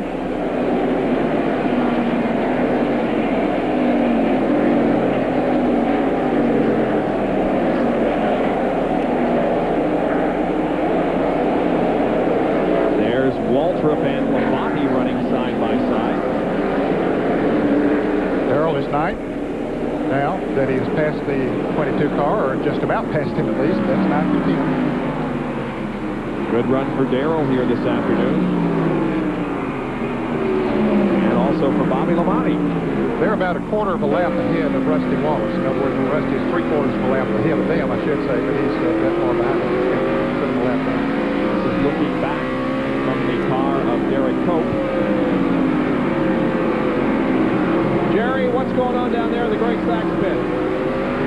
While the problem continues to play competitive, the O-ring has come out of the car number 77, the Jasper U.S. Air Ford. They're going to try to plug it, but apparently the brake fluid has gotten on some of the brake ductwork and set the ductwork on fire.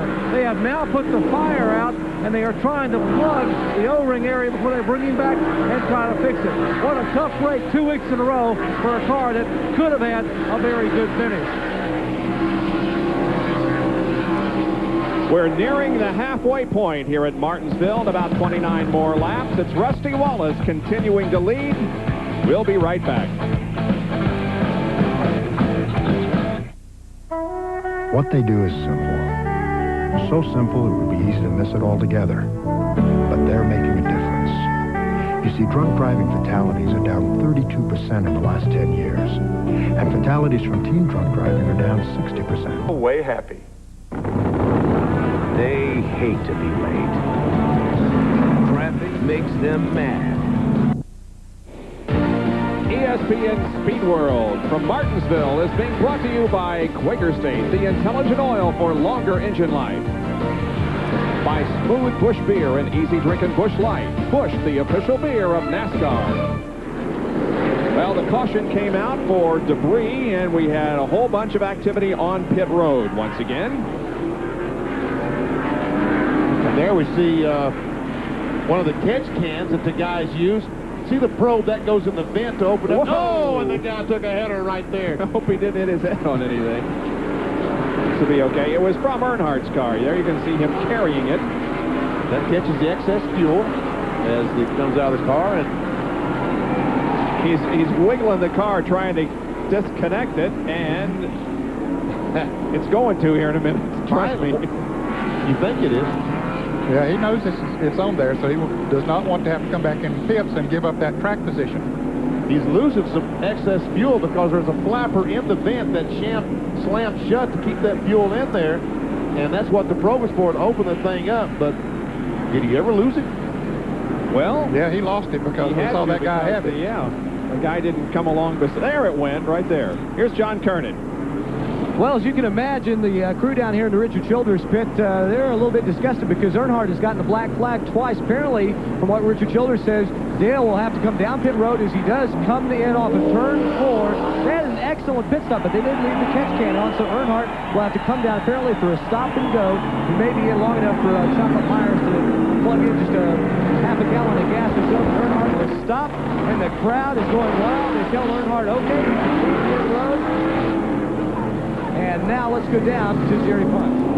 And Ernie Irvin, who had trouble on his initial pit stop, they had a problem with the air gun. Eric Horn had a lug nut stuck in the right rear air gun, couldn't get all the lug nuts tightened. They weren't totally sure they had them all tight. Rather than take a chance on wasting a race car or injuring a driver, they made the call, bring Ernie back in. They put fresh lug nuts on the right rear, and now he is back in heavy traffic. Bob? We'll show you the triple pit stop here, our split, and we'll document what happened to Ernie Irvin. We see that Rusty Wallace has already worked in on his pit stop. Ernie comes in. That's Eric Horn on the right rear. The tire comes off, no problem. He starts putting back on. The jack goes around to the left side, and we see Eric still there. He normally would be up, going around to the other side. He's still there, still working. Everyone is leaving. Rusty's left. Earnhardt's down, or changing the left side's down. Now they come back with the jack bending to jack the car up. Maybe they let the jack down awfully quick before he really had a chance to get an air gun on those lug nuts, and maybe it just didn't tighten up. Maybe the wheel was not positioned properly. Anyway, Eric Horn wisely stayed there and communicated on the radio with the crew that, wait, we still got a problem here. Well, we're still lining up for the restart. In the meantime, let us welcome the Grand Marshal for today's 39th running of the Haynes 500. Five-time Olympic medalist, and in fact, the first American woman ever to win a gold medal in the gymnastics, Mary Lou Retton. Hi. Howdy. Good to have you here. Thanks. Good you having a good time? I am having a blast. This is my first NASCAR race, and no one better to go to but the Haynes 500. So what does a Grand Marshal do? Well, I was supposed to say, gentlemen, start your engine. So what happened? I don't know. Some other man did it. Some other man? I am mad. I'm a man did it. A man did it. I was supposed to do it, actually, though. I was in the pace car, and I rode around. You've got a bigger audience right now on TV than they're here anyway. Do it right now. Do it right now. Gentlemen, start your engine. There you go. All right. Look at this crowd. They're on their feet. Mary Lou, I got to tell you, in the previous years, we've had Steve Largent and Boomer Esiason, and you sure are a lot prettier than those guys. Oh, thank you. A lot smaller as well. A lot smaller. This is the last one. My husband Sean and I have been to many IndyCar races, but this is our first NASCAR. Man, there is some rubbing going on out there. Better believe it. They say here, Mary Lou, if you aren't rubbing, you aren't racing. I had a chance to race in a celebrity race last year at Long Beach, and I really came out respecting the drivers a lot. It is so athletic. It takes so much discipline. Mentally, you cannot leave your thoughts for a second. Here's a race for, what is it, third place between Darrell Waltrip and Rick Mast. Where'd these guys come from, Bill? Well, they had great pit stops, I guess. They sure did. Although Darrell was in the top 10, but now he's battling for the third position, moves around Rick Mast. Yep, Darrell Waltrip in third spot behind Kyle Petty and the leader, Rusty Wallace. And we see Jeff Bodine in the 7 car back. It looks like he's running pretty well, so maybe they were able to fix whatever problem they had, because he now is a lap down. He's got to get to the leaders, get back in the lead lap.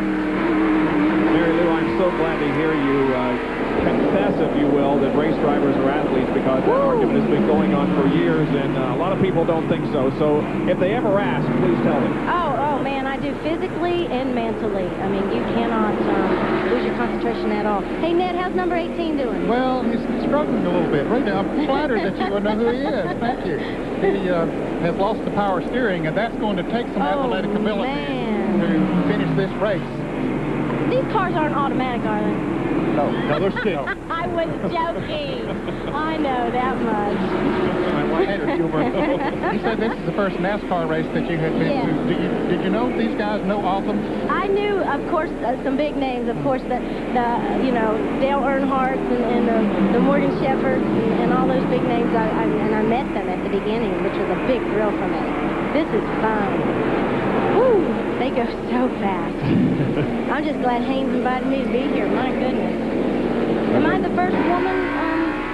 I think so, Marshall? yeah. Like I say, we've had Boomer Esiason and Steve Largent, and who else have we had? Oh, man, we had a terrible time coming off the second corner back there. Someone slowed down, and about 10 cars later, they got sideways. Yeah, Steve Grissom was one of those that got bumped pretty good. Ken Schrader now has his brakes repaired, I guess, and is about to head back out into the action. Let's see exactly what started this little deal we had just a moment ago. This is not it. Trust me, this is live action as we see it. Here it is. There's the end of it. was involved. Who is it? John Andretti? Yeah. It started about 10 cars in front of them. The rank finally got back to them. The guys in front of them that started it really didn't have a problem. as Nemechek now is slowing the Meineke Muffler car. We're coming up on the halfway point here. We got 9 laps to go to the halfway point, and here is Earnhardt and Jeff Burton. And the 28. Both these guys, Earnhardt, remember he was black flagged and trying to test can around, had to start back in the middle of the pack, and Ernie Irvin with that problem in the right rear. Yeah, there are 14 cars on the lead lap, and Ernie coming back in, that made him 14th. Earnhardt came out in 13th position, so yes, they have a lot of cars to pass. 9th, 10th, and 11th. The 12th position car is Michael Waltrip. Michael having another good run here today. He was not far from being lapped before the last He almost lost it. Well, that all started about 10 car lengths in front of them when Morgan Shepherd and Bobby Hamilton made some contact.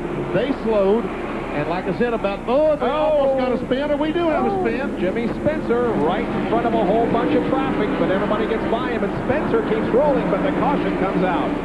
That's pretty acrobatic there, wasn't it? That was a perfect 10. My gosh, he did a complete 360-degree turn. That is amazing that no one hits him. That's what's incredible to watch. That's exactly what they were thinking, everyone behind him. Okay. What's this, Mary Lou? Call it, Mary Lou. Here he's going down the lane, and watch this. Boom, he goes halfway, 160, 130, 360, excuse me. And he stuck it. Good job. Woo. He did a 180 and he went to 130. Her math is about like yours. You and I get along just fine, Mary Lou. I'm an English major. Stay with me. Looks like they decided not to pit. Big meeting there on pit road and said, what are we going to do? Pits are open, but they decided not to. It hasn't been too long since they were in, so nobody really needs a pit stop. Mary Lou, thanks, and thanks for coming up to the guys. booth. This is a blast. Come back again and see us. I will. Good. Thank you. Thank you. Bye-bye, Mary Lou Retton, See the ya. Grand Marshal for today's Haynes 500 here at Martinsville. We're under caution once again. This is the 7th caution period of the day. We're at Martinsville Speedway, Virginia, and we'll be right back. Hey, is that what I think it is? Yeah, it's my new Wagner Power Painter. Well, can you edge with it? Yeah, you can edge like this, or adjust it to control the paint up close. And when I'm done, I'm gonna switch nozzles and stain my deck. Do a lot of other jobs I've been meaning to do. Well, does it clean up easy? Yeah, it's quicker than you think. Why am I painting this by hand? Good question. Get a Wagner. Gentlemen, start your engines. Great ball of fire.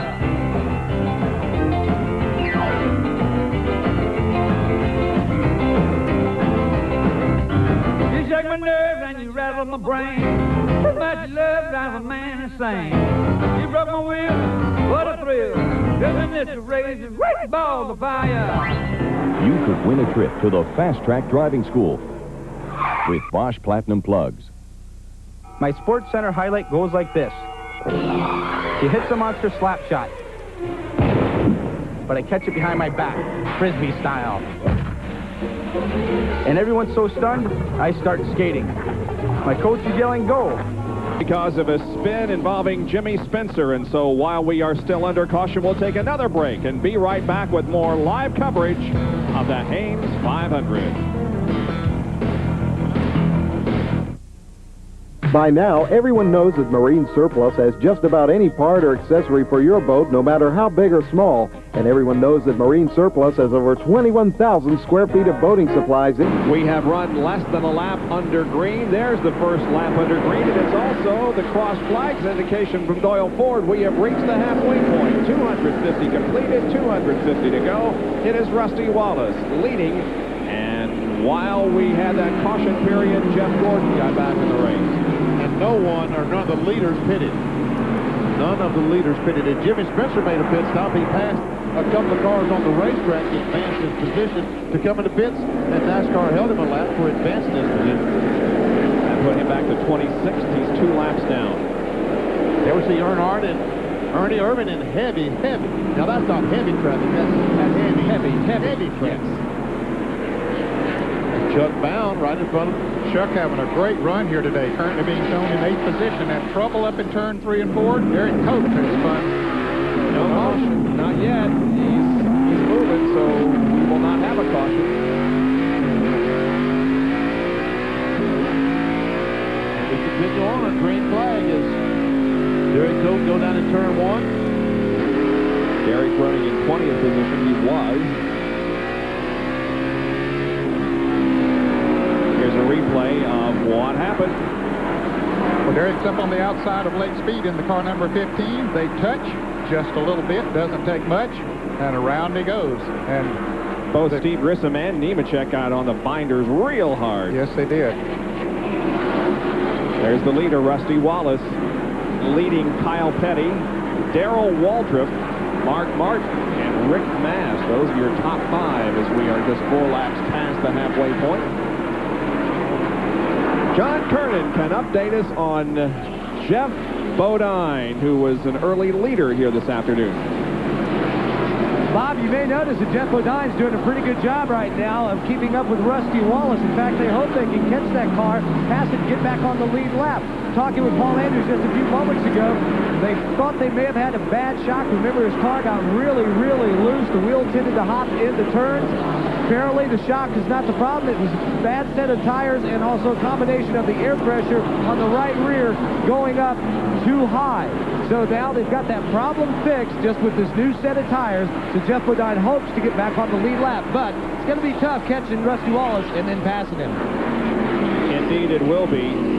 There's Rusty, whose per-race average finish on short track races in the last 14 is 1.92. Unbelievable.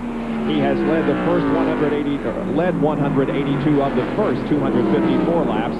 6 lead changes among 3 cars.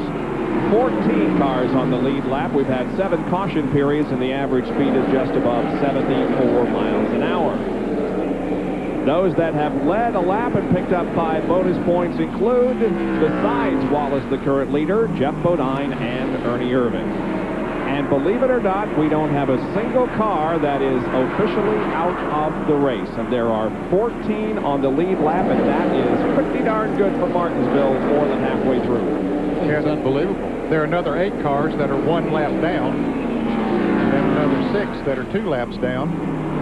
Dale Jarrett's in a lap by himself. I might point out, we talked about that power steering car we had. Apparently, they changed that during the caution, and they lost 2 more laps under the caution, but apparently they changed that power steering. They did something to it. Here's another snapshot, a little bit closer, so you have a better glimpse of your favorite driver. That's really a nice shot. Great shot. See how those cars just barrel into turn 1. That pink car that you saw just a moment ago, that's Jimmy Hensley, a new paint job debuted here in Martinsville this weekend with the Petron Plus sponsorship. Petron is an oil additive, or an engine additive, does something that's supposed to make it run slicker. And Ray DeWitt was trying to tell me last night. Well, he explained that it breaks down molecules. It breaks down, I don't know what that means. Bob, that's why I didn't talk about it, because I didn't know anything about it, and neither do you. So well, it breaks down molecules, and that helps. They did say that. I heard it.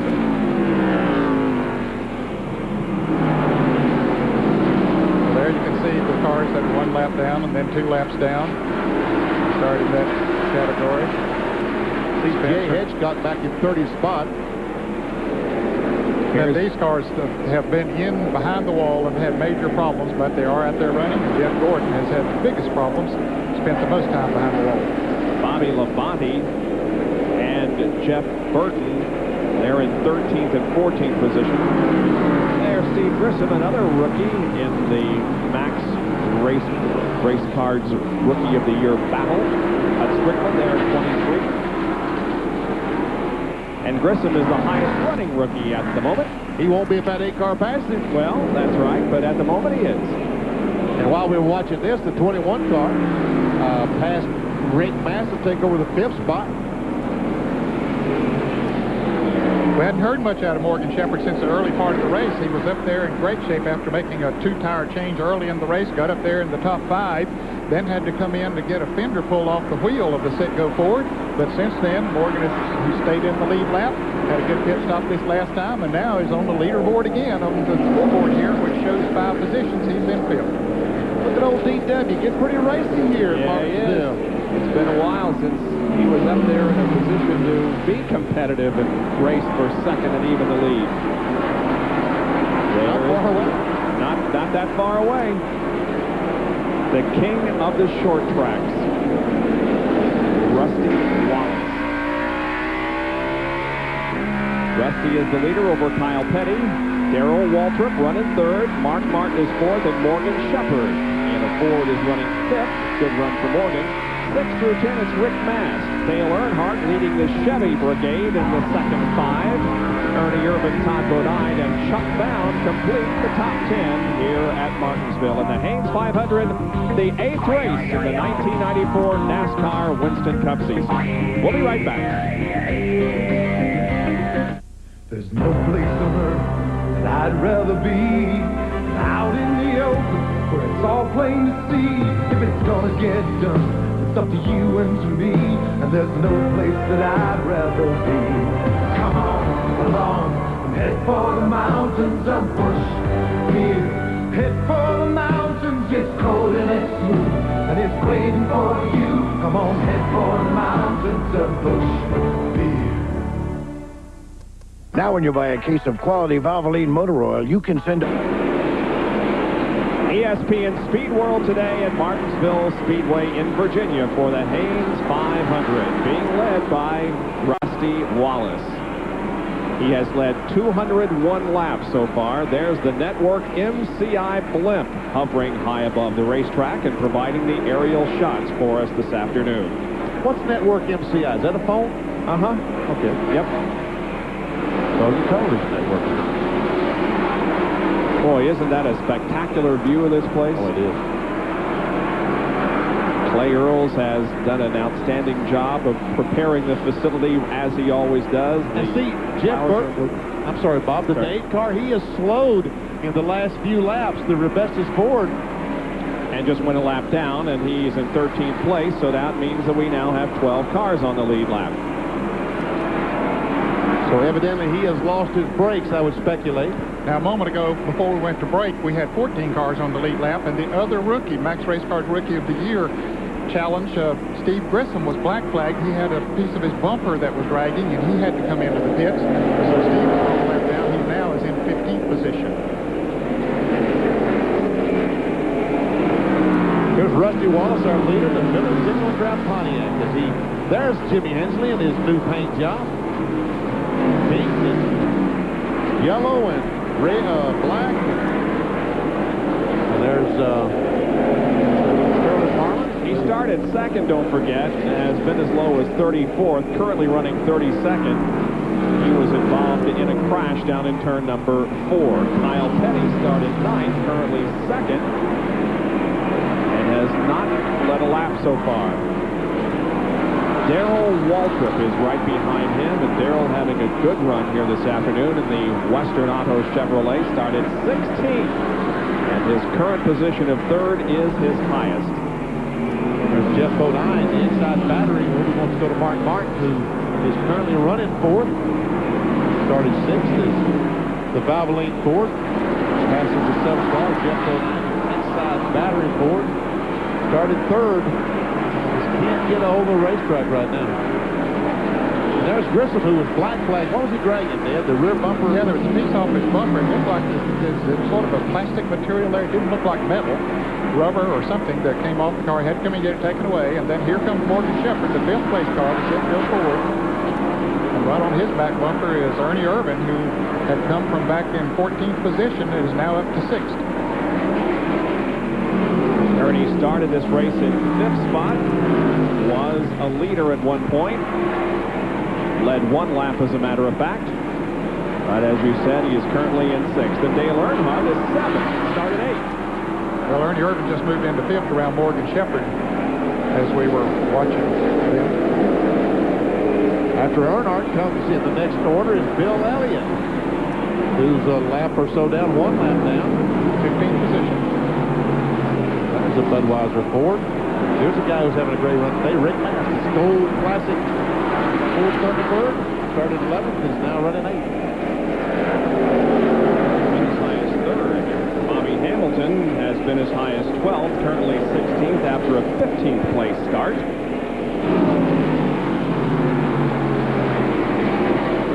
you our pan backs, as we call them. Ted Musgrave in the Family Channel Ford.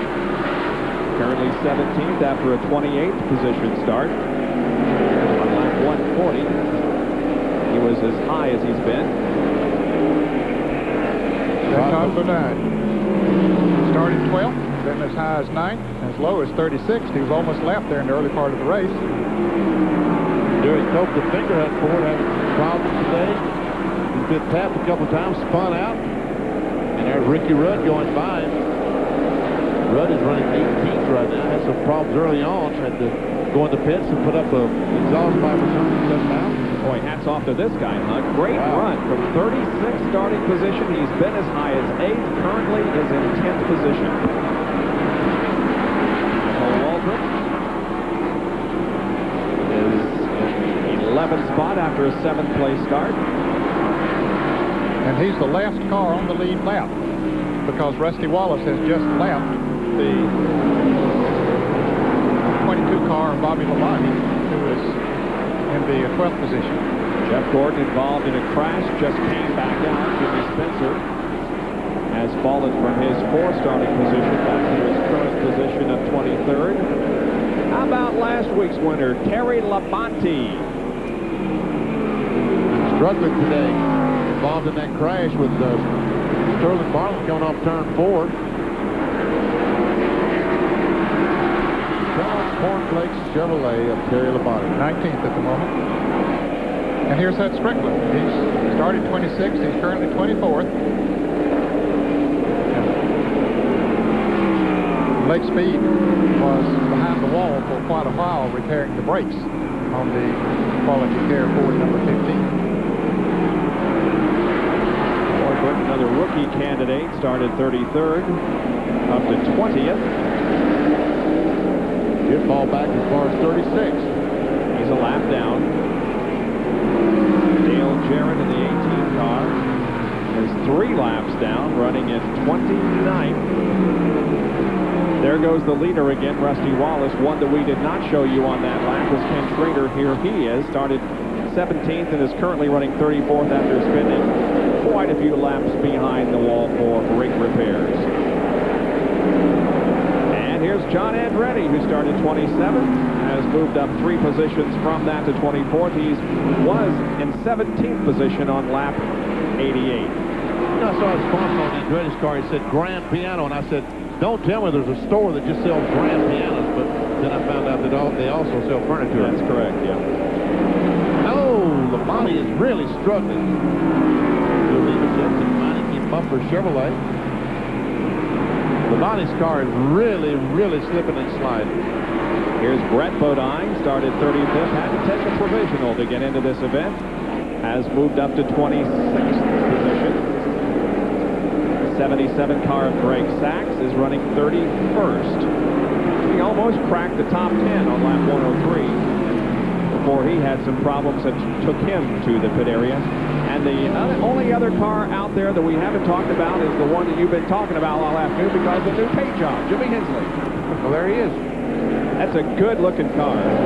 Folks, have you seen this paint job before? The answer to the question is no, you haven't. You have seen every car that is out there.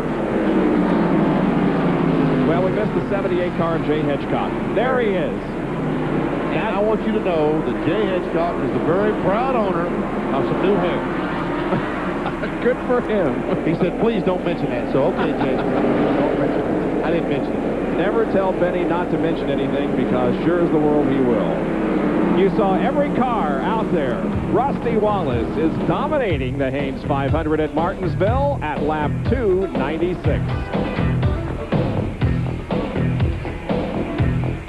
Sure, you got a state-of-the-art entertainment center.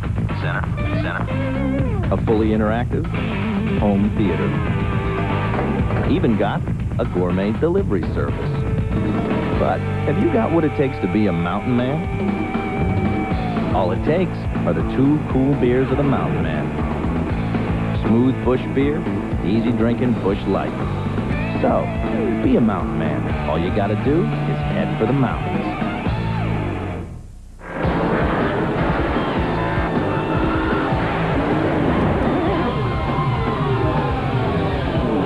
If you want to know why most NASCAR teams use a Sears Die-Hard battery? Just ask a guy who didn't use a Die-Hard. Die-Hard, the official battery of NASCAR. For more power when you need it most. What, is this your idea of excitement? Let me tell you about exciting, okay? Driving around a racetrack at over 200 miles an hour, that's exciting. These are just flakes. Well, what do you think? These are really good. They're crispy, too. Really? Yeah, they're mighty good even with nothing on them. What are they? Hey, Charlie. Yeah. Kellogg's Corn Flakes? How could I be so dumb? You got 500 miles to think about it. Kellogg's is proud to sponsor NASCAR champion Terry Labonte. You know, working at AutoZone is more than just looking up parts or ringing up sales. Most of all is listening. Because my customers know more about their cars than I'll ever know. They know every rattle by heart. I mean, that car is their baby. So when they got a problem they're going to fix themselves, I'm going to do my best to help them get whatever they need, no matter what it takes. Because people like that, they don't deserve anything less than the best I can give them. Back at Martinsville Speedway in Virginia, and in about an hour and 19 minutes or so, we'll switch our coverage from this NASCAR Winston Cup event and go to the 1994 NFL Draft with Chris Berman, Joe Theismann, and Tom Jackson. They'll take you through every single selection of the 94 NFL Draft with live reports from everywhere. And their coverage continues tomorrow at 10 o'clock Eastern Time on ESPN2. The 1994 NFL Draft coming up at 3:30 this afternoon here on ESPN. You meant they would take it to the first round draft. Did you? Huh? You said that they would have every draft pick? Well, every draft pick will be on either ESPN or ESPN2. Oh, that's pretty neat. Yes. There we see Rusty Wallace. Their leader is still leading. Yeah, he sure is. Or the leader that was leading the race from the way on break is still leading the race. But Ernie Irvin has worked his way back to second place. And Rusty is gaining on Ernie. That's not a good sign. He sure is. He's picked it up by 0.7 of a second. We see Ernie had one lap at a 21.7, so looks like traffic really bothered him one lap, and that could be most of the advantage of Rusty gained. And Ernie's coming up in some heavy traffic right now. And Rusty has some in front of him there, too. Well, I tell you, these cars are starting to slip and slide and dance out there now, Ned. Yes, they are. They've been out there a little while on these tires, and the sun shining down on the cement and the asphalt, getting hot.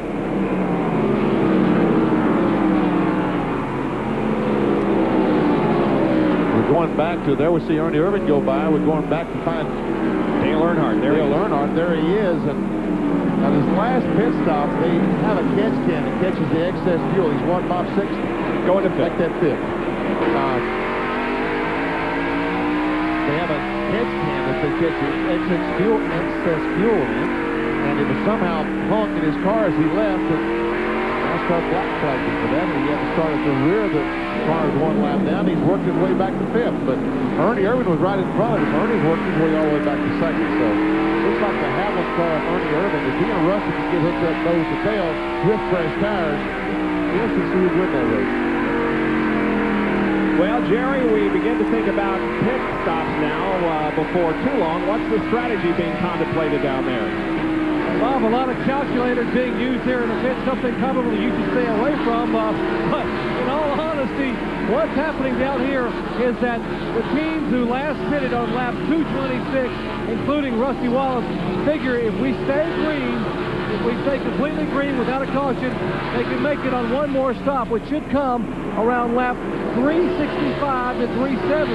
That will give them 130 laps to the checkered flag here. The one final stop if we stay green. Let's go to John Curtis. Jerry, that's exactly why Jack Roush and Steve Neal are figured in the Mark Martin pit, as they are waiting to make their final pit stop. They're about 10 laps earlier than what the team's on, and it looks like Kyle Petty has dropped off the pace. Mark Martin and their crew are planning on pitting about lap 355, Bob. Yeah, Kyle is definitely off the pace as here comes Earnhardt by him with ease, and so does Mark Martin. And Kyle is really... I think he's lost an O-ring in the right front brake caliper. I see smoke out of the right front, just like every other car. Schrader, the 77 car. Someone else did the 5 car. Someone else lost a brake caliper today, the O-ring. Jerry, any information?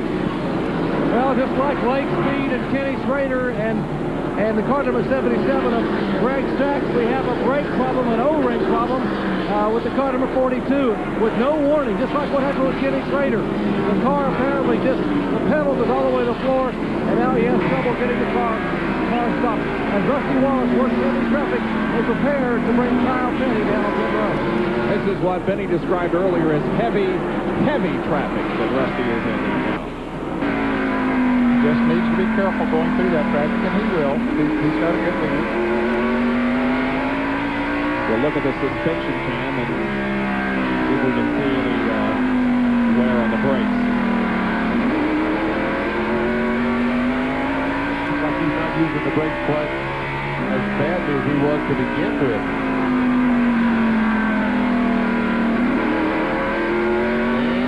And I still can see the rotor is still not turned red as we follow Rusty Wallace up in the little corner. That's the 27 car of Jimmy Spencer. And I would imagine that Buddy Parent has seen Kyle Petty, has seen these other guys having these problems with the brakes. He's probably cautioning and telling him to easy on the brakes. As Kyle Petty's in the pits, Jerry Punch is there. They have a fire in the right front. They have a fire extinguisher and a hose. The crew was prepared for Kyle to turn down pit road, and Kyle brought it in very, very slowly. And they saw the fire coming from beneath the brake area.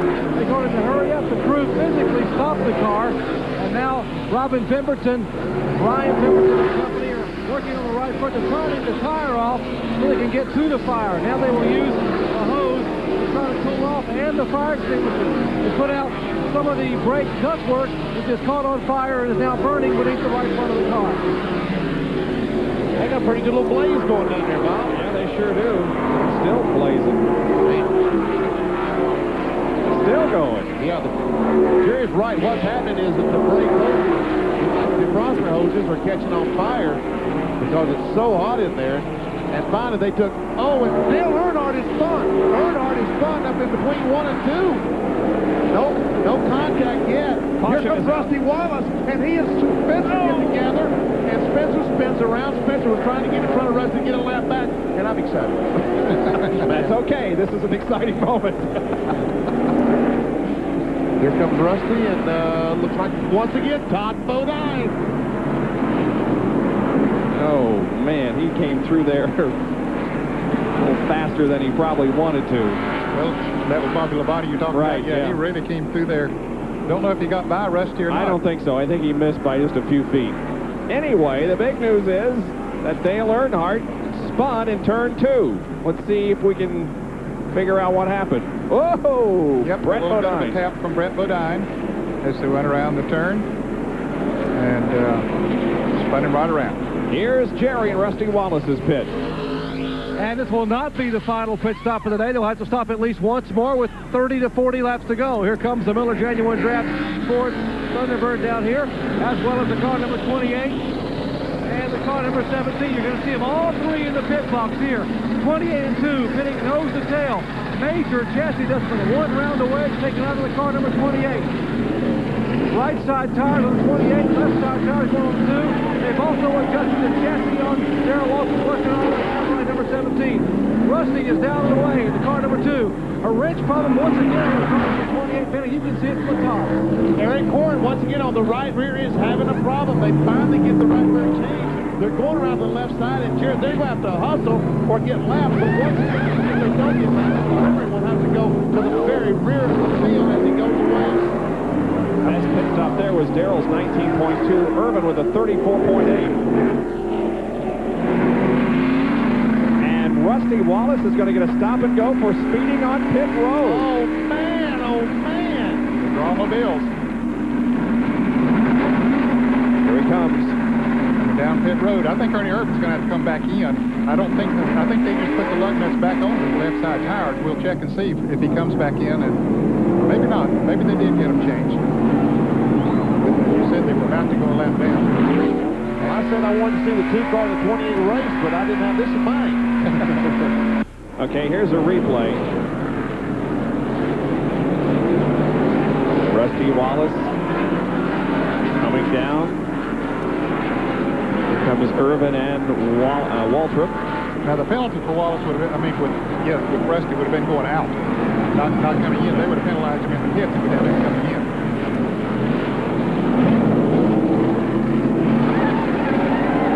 You can see the trouble there on the right rear of Ernie Irvin's car. Here comes Rusty, and this is where he allegedly violated the speed limit. And the worst part about it is that he had a 2 or 3 second advantage, didn't really have to speed. Jerry, troubles continue for the 28 team. Indeed they do, Bob, but we might mention the fact they did change all 4 tires. The left side tires were fresh ones going on. They had to take the gun from the left rear around to the right rear to help Eric Horn, whose air wrench quit during the middle of the right side tire change. So they do have fresh tires, although the pit stop was over 30 seconds. Let's check in with John Kernan. Well, Jerry, Dale Earnhardt is now down a lap, so look for him to make things exciting. They were a little bit concerned, Andy Petrie and Richard Childers, after the spin. Earnhardt told him he got down on the curbing, and they thought they might have messed something up underneath the car. But Andy says he thinks the car is okay. Earnhardt will be a lap down when we go back to racing here at Martinsville, Virginia, the Haynes 500. We'll be right back after these messages.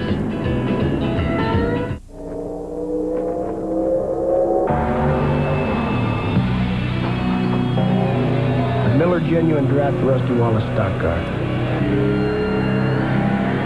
See it. Hear it.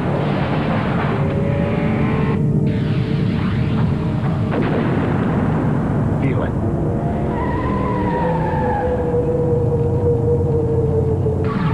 Catch it, if you can. The time has finally come for the cordless power roller from Wagner. Now you control the flow of paint, so the Wagner power roller can cut jobs in half. Smoothly and evenly, it can cover areas twice as fast, and cleanup is a snap, so you can finish one job and do another. Get your hands on a real value, because the value of Wagner keeps on rolling. They hate to be late. Traffic makes them mad. And waiting makes them furious. Sound familiar? Then drive through McDonald's for breakfast. It's fresh, hot, delicious, and served at top speed, so you can get back in the race.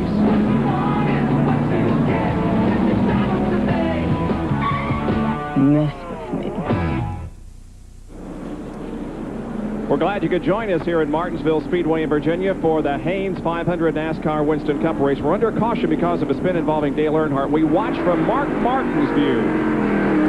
Helicopter Earnhardt came down a little bit going into the turn, and Brett Bodine was there. They got together, and it spun Earnhardt around. Still under caution, and we'll take another break and be back with more of our live coverage with Darrell Waltrip now being showed as the leader. Stay with us.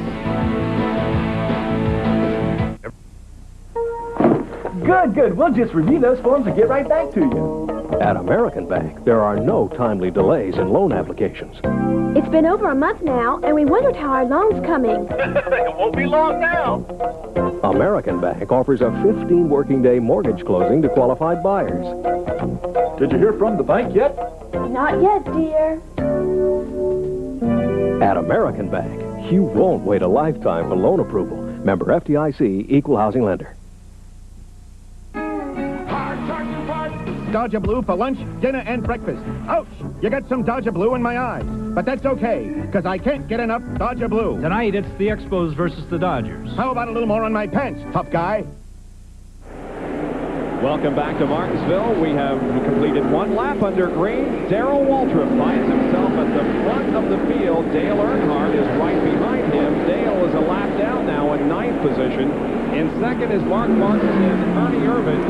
Earnhardt's going to get back in the lead lap here. He moves on the inside of Darrell Waltrip and does get back in the lead lap. Well, now Darrell comes back up on the outside, but Earnhardt has the advantage going into the first turn. And Darrell could lose the lead here while he's messing around with Earnhardt. Yep, Mark Martin has not led today, has he? So I'm sure he wants to get up there and get 5 bonus points. And Ernie Irvin is looking on. John Kernan has more on Mark Martin, who goes to the lead. Well, that was what Mark hoped to do, get out front and get 5 bonus points for leading the lap. On the last pit stop, Mark's car had begun to get very, very loose. They changed 4 tires, thicker tires. They also tightened that race car up. They think they're going to be a factor here. I tell you what, they didn't get quite tight enough, John, because he got awfully loose coming off the second corner. And Darrell Waltrip had to jump out of the gas to avoid Mark Martin. That's let Ernie Irvin get alongside of him. Ooh. And Ernie carries Darrell up the racetrack, and once again, Waltrip had to get out of the throttle. Darrell falls from the lead to third in about 4 laps. Now, if you want to know what happened to Rusty Wallace, NASCAR made him go, there he is right there, trying to get through this heavy traffic. NASCAR, the penalty was he had to go to the tail end of the longest line on the restart. He is in 8th position right now. Dale Earnhardt is the last car on the lead lap. He is 9th. And boy, Rusty has a lot of cars to come through before he can get back up to the front. This is heavy, heavy traffic. Well, they got enough fuel that they probably can go the rest of the way. Oh yeah, they should be able to go the rest of the way with no problem. There's some cars that probably can, man. Darrell Waltrip and what have you. Some of them may want to stop short because the car starts handling poorly. There was these 75 cars running 4th spot. Look at Todd Bodine. Spun out on the 2nd or 3rd lap, and here he is running 4th. And his best career finish is 19th. And this is his 19th NASCAR Winston Cup race. Another Fram Field summary. The 12 car, Chuck Bound, continues to impress me. He's in. He took a provisional to get in the deal. Yeah. He's having a great run here today. And Jerry Punch has more on Chuck Bound's drive today. Gentlemen, actually it's Bobby Allison. A touching incident took place here on Friday. A youngster about 9 or 10 years old by the name of Chris came up to Bobby Allison and said, "Mr. Allison," and Bobby looked down and the youngster had 2 hands in front of him full of coins and single-dollar bills all wadded up. He said, "I know you don't have a sponsor. This is the money I saved from shoveling snow all winter. I want you to have it because I want to help your race teams." Bobby said he was almost in tears. He said, "You know, the future of our country is in the hands of today's youth, and the future looks very bright." That is a good story. Wow. Man, that was a pretty good story. Yeah, that's it. Chuck Bound running in the 7th position now. Mark Martin is in control of the race right now, and in fact, stretching out his advantage a little bit over Ernie Irvin, who's running 2nd. Darrell Waltrip fell into 3rd, then Morgan Shepherd and Todd Bodine. ESPN Speed World from Martinsville, Virginia is being brought to you by Allied Signals Auto Lights Buck Parks, guaranteed for 2 years no matter how far you go. And by McDonald's, what you want is what you get at McDonald's today. Next Sunday, we'll be at Talladega Superspeedway for the Winston Select 500. Airtime 1:30 Eastern at the longest and the fastest racetrack that the NASCAR Winston Cup Series competes on. Next Sunday, 1:30 Eastern. And we'll be back with more of our live coverage from the Martinsville half-mile racetrack in just a moment. Mark Martin is your leader.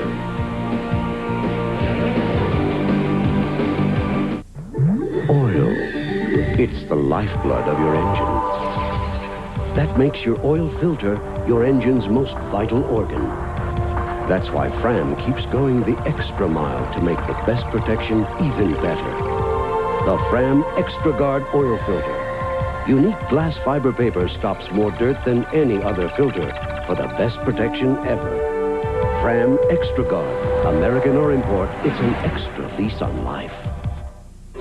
Monroe Sensatrack, road sensing shocks and struts. Designed to give you extra control during a swerve. Extra control over rough roads.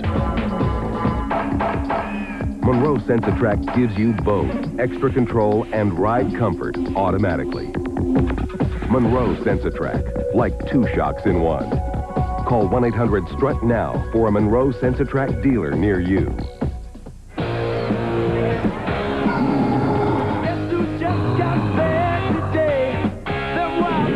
This is the place.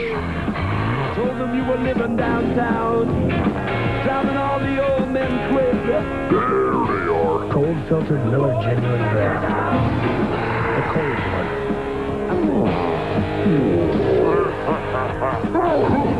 So get out of the old and get into the cold. Back at Martinsville in the Hayes 500, where Mark Martin is leading, and we're watching from his roof cam right now. In 16 previous starts at this racetrack, his best finish first in the 1992 Hayes 500 for Mark Martin. But see, we need that camera looking out the back because right behind him comes Ernie Irvin. Mark had built himself up a pretty good lead, but now Irvin is mowing him down. Yeah, he's within a couple of car lengths. And Kyle Petty is back out. Being Kyle Petty's hands, he seems to be slowing a little bit on the racetrack right now. He was 8 laps behind when he came back out, being shown in 29th position, but is back running slow again down on the inside of the track. He was up to speed, but just the last lap, he has slowed down some. And John Kernan has more. John? Well, Bob, there's not really a problem with Mark Martin's car right now. We've talked about how the car has been loose most of the day, and they kept working on it. They came here, and Steve Hill and the crew made very little changes. They brought the same setup from their little black book from the race here last fall. They've been working continually on the race car today, and they still look like they could make one more adjustment, which they will when they pit with about 40 laps remaining. They cannot go the rest of the way.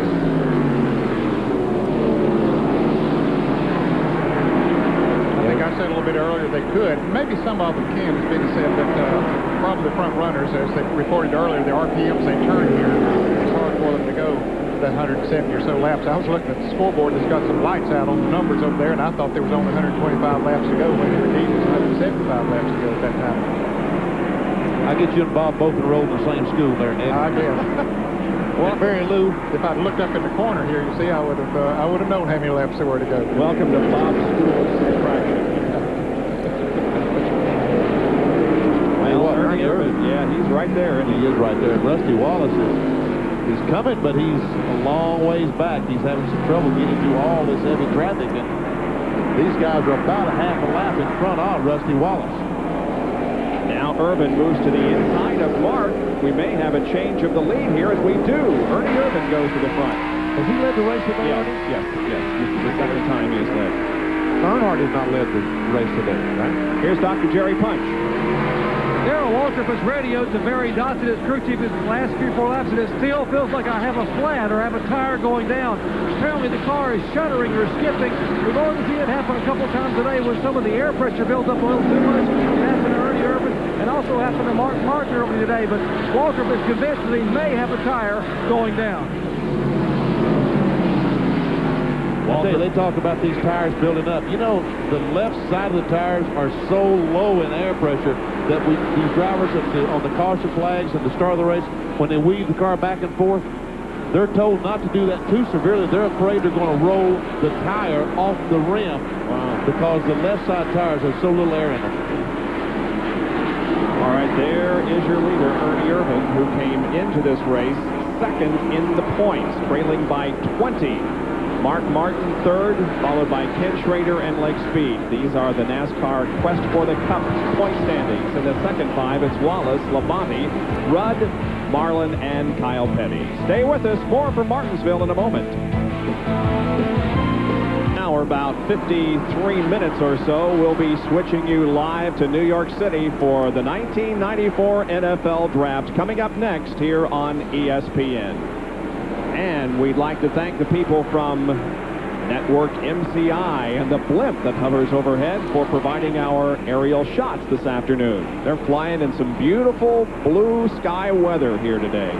What you mean is about an hour some young man is going to become an instant millionaire, right? Yes, that is for sure. And several will today, probably.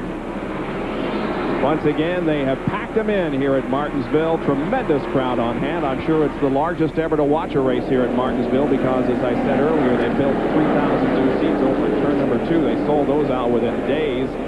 But the racetrack is never a sellout until the morning of the race because they hold several thousand back for sale on race morning, and they all went quickly today. There we see Ernie Irvin going by the 41 car of Joe Nemechek, and just in front of him, there's Dale Jarrett, the Interstate Battery car, but there's Earnhardt. We just saw Dale Earnhardt, the Goodwrench Chevrolet, go out of the frame, and you know that Ernie wants to catch that black 3, the Goodwrench Chevrolet, and get him a lap down. When Mark Martin was leading the race, Earnhardt pulled away from him and had himself a pretty good cushion. But once Ernie got around Mark Martin and took the lead, he is closing in on Earnhardt. Where is Rusty Wallace? He is running in 8th position, but in terms of track position, he is way back there. There's Chuck Bown, and there's Rusty Wallace. Chuck Bown in the 7th position. Yep. Car number 12.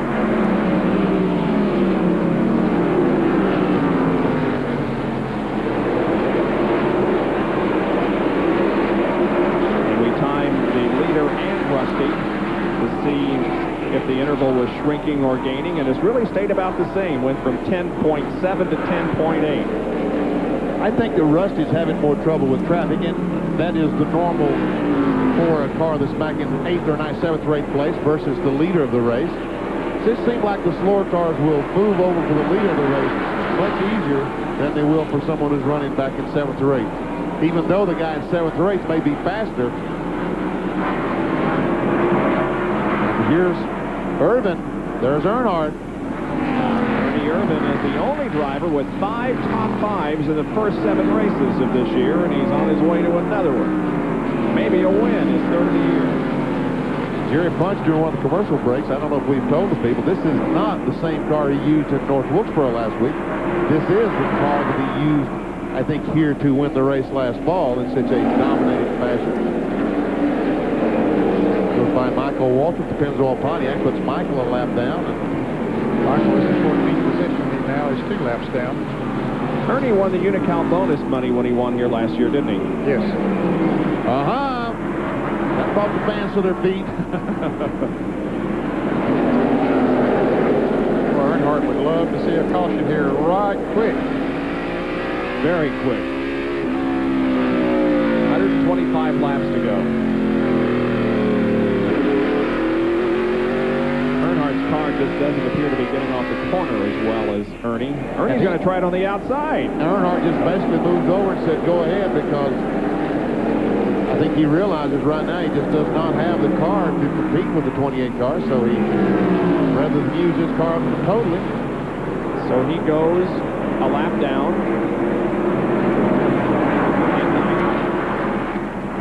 So now there are 8 cars left on the lead.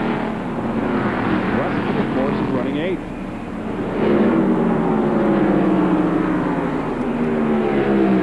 Looks like Richard Childress and Andy Peter, the drill in the Goodwrench Chevrolet, needs to tweak just a little bit more on the next pit stop. There are a total of 5 cars that are 1 lap down. Watch them go through the frame. 2nd place car, Mark Martin. Here comes 3rd place, Morgan Shepherd. 4th, Rick Mast. There goes 5th, Darrell Waltrip. 6th, 75 car, and there's 7th, Rusty Wallace. Rusty just passed Chuck Bown, took over the 7th position.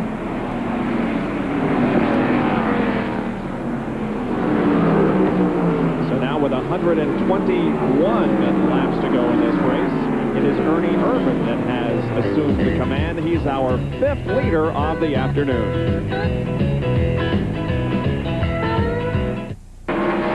Speed World coverage of the Haynes 500 this afternoon from Martinsville Speedway in Virginia. The race is being led by Ernie Irvin. In the Texaco Haviland Ford. There's Ward Burton in the Hardy's car right in front of him. Ward is running 19th, about to go 4 laps down. Ernie Irvin this season has 2 wins and 1 pole position, but has been very consistent, and that is the reason that he is right up there in the point standings. Rusty Wallace and Todd Bodine are racing for position. This is for 6th. He goes in the corner. And there against the wall is Jeff Bodine. Pretty heavy contact with the right side of the Exide battery car. Jeff was running in 10th position, 1 lap down.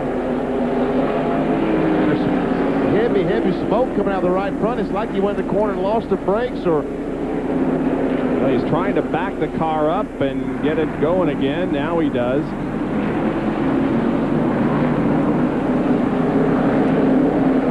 Well, now Rusty Wallace can make up some track positions in the pit area as the pits are open. And here comes Irvin. Yeah, but it's going to be a while before he can get into the pits. Something will have to go wrong with Mark Martin and Ernie Irvin before he can beat them out of the pits, even as good as his crew is. And he sure as the world doesn't want to speed. Here's Jerry Punch. Quick Jesse just put in the right rear by Larry McReynolds. Right side tires already on. And fortunately, the air ring doesn't have a problem this time. Left side tires are on for Ernie Irvin. And he is off the jack and away. Great pit stop by the Robert Yates. Haviland's in. They move the tire. Still waiting now for the car number 2 to come out. Rusty Wallace getting left side tires. Darrell Waltrip gets a good pit stop. He is down pit road as what's left of Jeff Bodine's car makes his way to the pits. Bodine with some heavy damage on the right front of that car, but he has made it into the pit area. Under caution once again here at Martinsville. We'll be right back. Involving Jeff Bodine up around turn number 1. He made pretty heavy contact with the wall there, Bob. The car finally comes to a stop. Now he has driven it back to the pits, but has taken it behind the wall with a lot of right front damage. And our pit summary from those most recent pit stops will show you that Ernie Irvin maintained the lead as they work on Jeff Bodine's car behind the wall. Martin 2nd, Shepard from 3rd to 7th, Mast 4th to 5th, Darrell Waltrip 5th to 3rd. Rusty Wallace is going to be in 4th position on this restart, so he picked up a couple of positions during those pit stops. Another quick break while we're still under caution. Stay with us after this. John Kernan is with Jeff Bodine. Well, Jeff, today just luck wasn't on your side. What happened? Did the tire finally, did the tire go down? I saw some debris down that front straightaway, and trying to dodge it, I guess I didn't. I must have run over something, the tire just blew out. You know, we got off a little on our chassis partway through the race. That was my fault, made the wrong call. We got it back running pretty good that last run. We were still just a little too tight.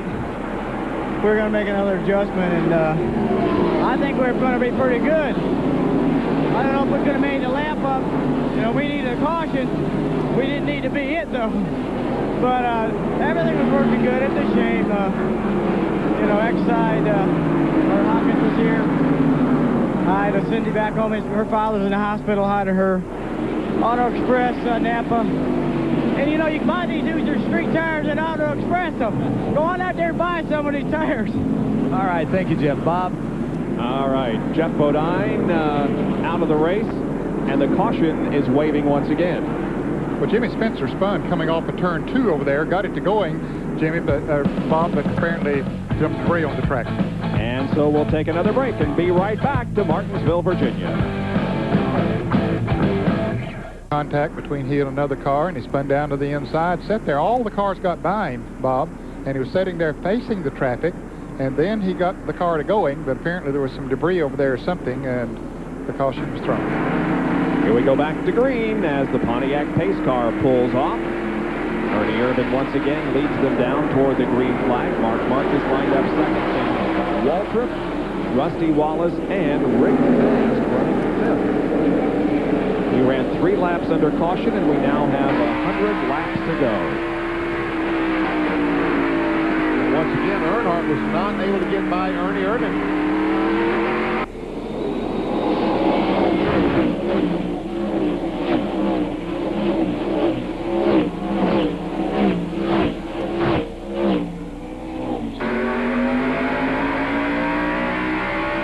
With Rusty Wallace in 4th place. He's hung on the outside of Bill Elliott, just can't make a lot of headway and get it by as Elliott comes back.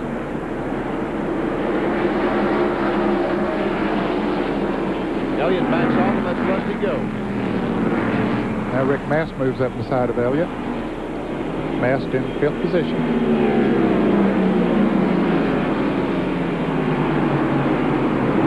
Rusty Wallace pulls up right behind Darrell Waltrip. That's our 3rd place car, the Western Auto Chevrolet up there. Rick Mast, Todd Bodine, and Morgan Shepherd are all on the lead lap, 5th, 6th, and 7th. Ted Musgrave is a lap down in car 16 and 11th position. Ooh, Morgan Shepherd bumps the 75 car just a tad coming off of turn 4, and Todd Bodine saved it. Morgan backed off and gave him room to straighten the car out.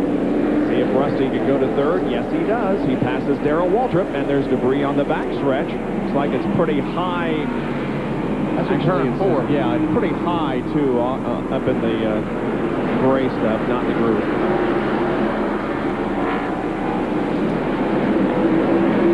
12 car, Chuck Bound on the outside of Michael Walton. Chuck has been sliding a little bit the last few laps. He's had a couple of bumps from some drivers. He can't get back down on the inside. Looks like he might have hit the wall there a little bit. Sure did. Just a couple of laps ago, he goes in the corner and gets a little bump from the 22 car, Bobby Labonte, and Chuck does a great job in saving that car. But Chuck is still on the lead lap in 8th spot.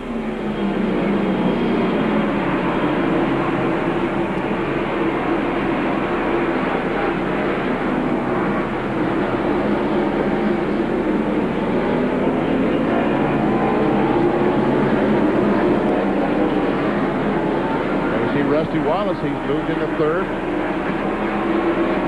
Closing in on Mark Martin for 2nd. There's Mark Martin. About 10 or 15 car lengths right now, the lead on Rusty Wallace for 2nd spot. Dale Earnhardt there. Again, the Goodrich Chevrolet is a lap down. It spun earlier. Before he could get going, Rusty Wallace, who was in leading, went by Earnhardt, put the lap down.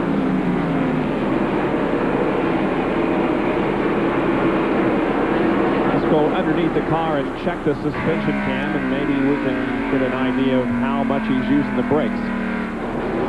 Steve Grissom is spun coming off the 4th corner and no caution. They all was able to get by him. He gets his car going and no caution. Grissom was 15th, lost a couple of positions when he spun, but no caution. Let's look at it again. Again, watch the left side of your screen there, Steve, sideways, and ooh, Hut Strickland just missed him. Just did miss him, man. It looks to me like that maybe Ernie Irvin backed off the gas when the car spun. His spotter might have said, and I think his spotter is his dad, Vic, might have said caution flag, and Ernie backed off just a little bit and let Mark Martin and Rusty Wallace gain a few car lengths on him. Or he could have even said spin in turn 4, maybe not caution flag, but still, when you hear spin, you assume there's one anyway. Yeah.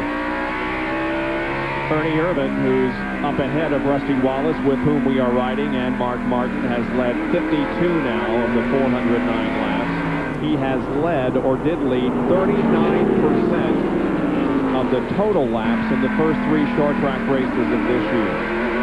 Here's a Fram Field summary.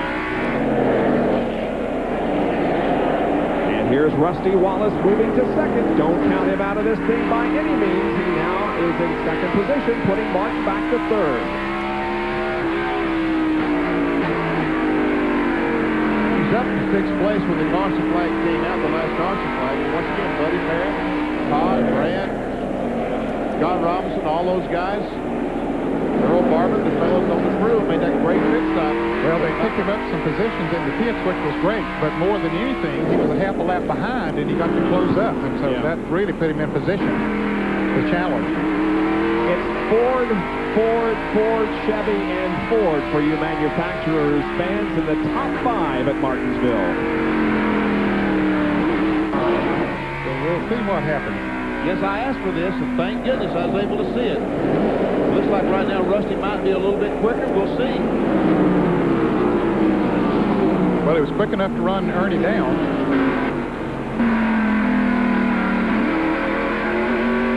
At this point in the race, there are only 2 cars being shown out of the race. That is unbelievable. Jeff Burton is out. He will unofficially finish 36th, and John Andretti has dropped out of competition. This is how Rusty Wallace was able to close the interval down from 0.8 of a second down to where he is now, which is just a few car lengths, really. Just a few feet. Yeah.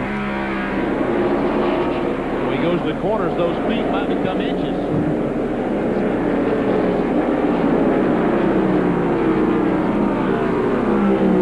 What everyone is trying to do in all these cars practice, the crews time each lap, and they're looking for that consistency. They want to run the same thing lap after lap after lap.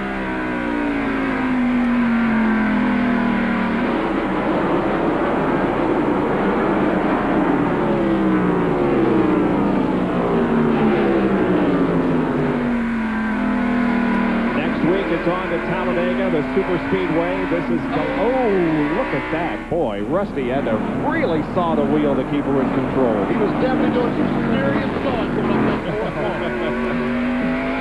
I was about to say the next time we visit a short track, it'll be in Bristol on August 27th. So no more short track racing for a while, but it should be fun next week at Talladega.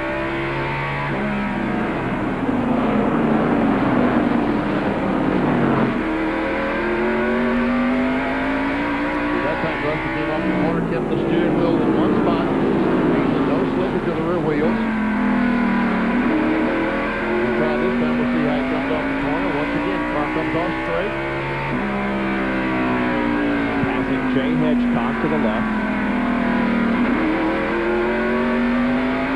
I feel like Ernie works, his car works higher, goes around the traffic much better than does Rusty Wallace. Yeah, I think Rusty has his car set up to run right on the bottom of the racetrack. As long as he can do that, he's fast. I saw a puff of smoke from the left front tire on Rusty's car coming out of turn 2. See if it happens again. Didn't see it that time, but I did see it. Take a look and see if you see what you saw, Bob. Well, there it was. How about that? Sure enough, you did. He's having to pump the brakes, I would guess. He looks like that possibly he has a brake problem popping up. He's brought back a few. Let's check that right front. Let's see. Yeah. How red they're getting. Doesn't look like the rotor is getting very warm. Evidently, he can't use the brakes that much. He does have a brake problem. He's doing a heck of a job with it today. That's definitely what that was. There we see the rotor line up a little bit.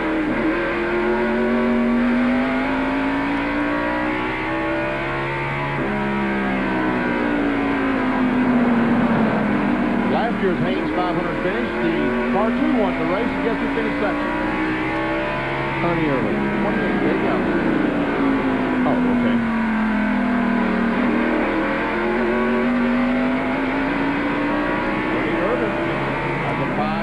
Advantage on Rusty Wallace.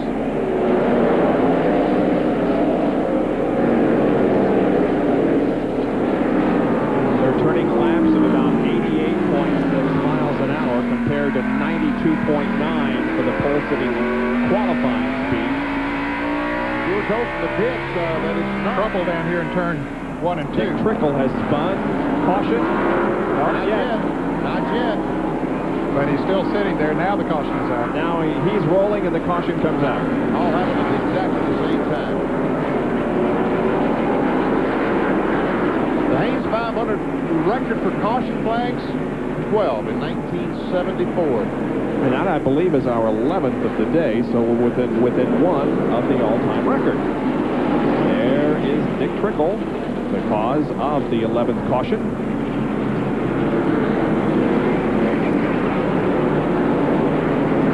Car comes out, as you can see, pulling out of the pit area. I guess he'll go in the pits and yeah, I would think so. They want those fresh tires on there. Let's go to Jerry Punch as they come in for another stop. It'll be 68 laps to go this time by as they come under caution. They bring them down very deliberately. Remember those speed limit penalties on pit road? Ernie Irvin and Rusty Wallace pitting nose to tail. We will watch and make sure that neither one of these cars air wrench. Both of them revving the engine. No fuel so far in the 28 car, and a little bit of fuel here in the left side of car number 2. Left side tires going out. It's a race to who's the finish. Rusty is down and away. The 28 car is down, and Rusty will win the battle back to turn 1. Wow.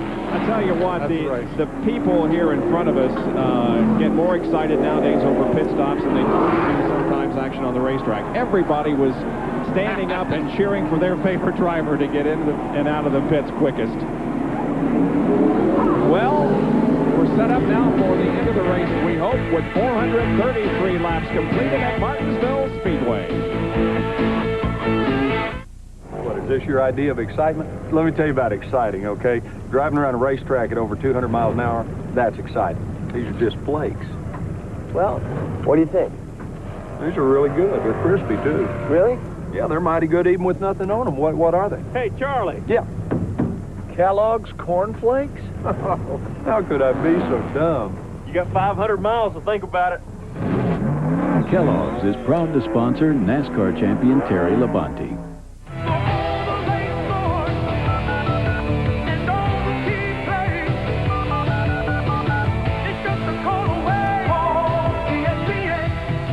Need a score or some late-breaking sports news? Call all day, every day, right away. The ESPN Update Line.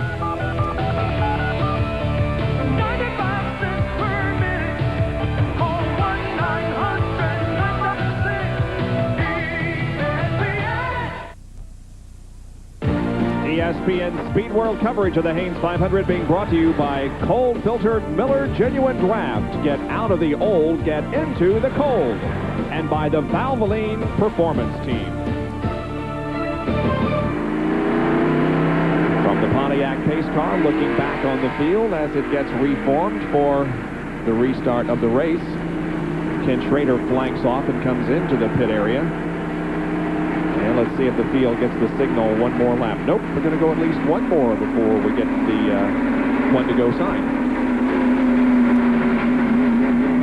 Here is a replay now of Ernie Irvan's pit stop. The left side is going up, and we see that the right rear tire changer has left his tire laying there as Rusty Wallace leaves the pits just in front of Ernie Irvan. A little bit of a discussion between the two team members as to whether the placement of that tire there beside the car on the right was done intentionally or not. There we see the tire laying there. Yeah. He is pointing the tire out to Rusty and at the same time saying, go! That's Buddy Parrott. But don't hit the tire. There you go. Rusty already had a little momentum going and just rolled right past him. Well, that is heavy competition in the pits. Man, it really is. It sure is. It is exciting. So Rusty will be in front of the field when we go back to green in another lap or so with Ernie Irvan second. We'll come back for more of our live coverage after you watch this. The most laps here today.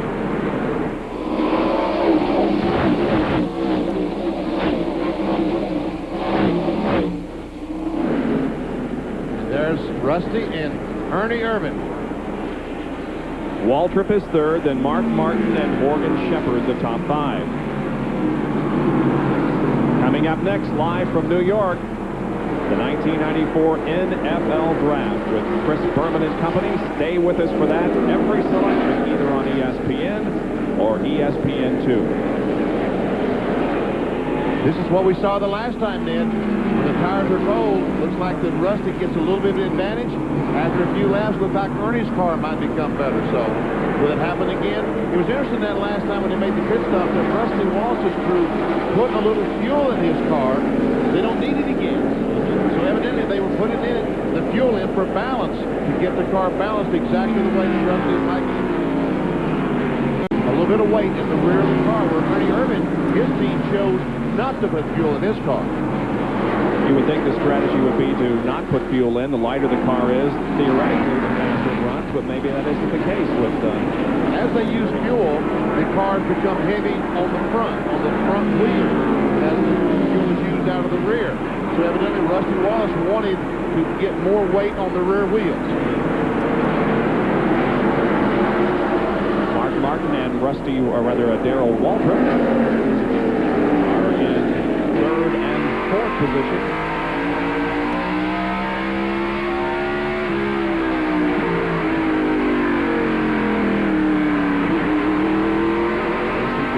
Postage sponsor of Darrell's car.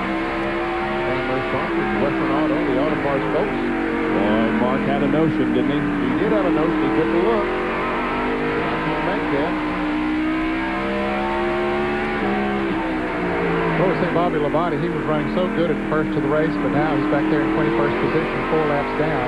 Been struggling for the last while. He had an unscheduled pit stop and just hasn't been going as good as he did earlier. Jeff Burton being shown out of the race in 36th position. The only other car out of the race was John Andretti, who was shown in 33rd. Of course, Jeff Burton's car is behind the wall. They're still working on it, but I guess he's not officially out of the race. Looks that car that he was out of the race. Yeah, I agree with you. As a matter of fact, there goes his score right beside of us down towards the pit area. So that means he's out of the race. That means he's out. Evelyn Andrews, the wife of crew chief Paul Andrews, just left the score stand. These guys are racing for position 1 lap down for 10th as Musgrave goes into 10th, passing Dale Earnhardt. And behind him on the lead lap is Morgan Shepherd, who's had a great run. He's in 5th, and Rick Mast in 6th. John Kernan has more. Well, you know, the Wood brothers have tried to sell that race car that they're running on this racetrack today a number of times in the past couple of years, and nobody wants to buy it. So they pulled it out of storage last week for the North Brooksville race. It's a car they call Old Ugly. If there was a car that you remember back in the late 80s at Daytona when Neil Bonnet was driving for them, caught fire on the very first lap of the race. It's been rebuilt and sitting in storage until just a couple of weeks ago.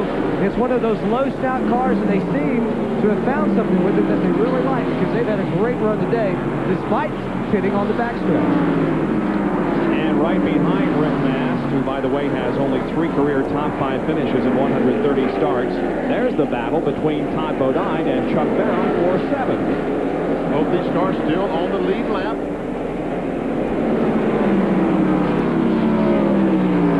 In fact, they are the last 2 cars on the lead lap. 7th and 8th. Rusty Wallace could win the Unocal bonus money here today if he continues to lead and win this race, who has won twice at Martinsville. Jeff Bodine in 90 and Ernie Irvin in the fall of last year. But a nice little bonus check of $98,800 to Rusty Wallace, who was our pole sitter, if he can win the race today. You said that is so nonchalant. Well, $98,800 is a lot of money where I come from. Into me, Benny. Man.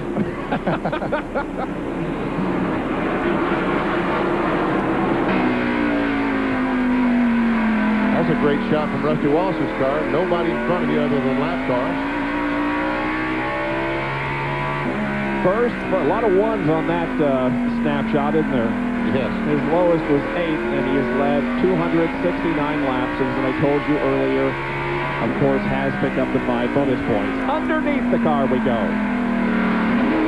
He's running with himself, by himself, for the most part, and so the brake should not get a whole lot of punishment here, although we do see a little. Goes down in the 3rd corner as accelerating off the 4th corner. Here's a race for position. Yep. 3rd place at stake here. Darrell Waltrip has it. Mark Martin wants it. While we watch this battle, a hat off to all of our technical crew for sweeping the Emmys in New York last week. Speed World was nominated in 3 categories, and we won all 3 for technical team remote, audio, and technical innovation. That's pretty good. That is tremendous, guys. That's one reason why our race coverage is so popular. Don't give us all the credit. Believe me, the guys behind the scenes are the Emmy Award winners in this particular situation. And certainly when you talk about in-car cameras and technical innovation, the name that come to mind is Jack Foster, who worked with us for many, many years and died of a heart attack at Daytona earlier this year. But Jack, they won you an Emmy. And you certainly had a big role in it. We'll take a break and be back with more coverage of the Haynes 500 from Martinsville. Rusty Wallace is leading at the moment. 459 laps.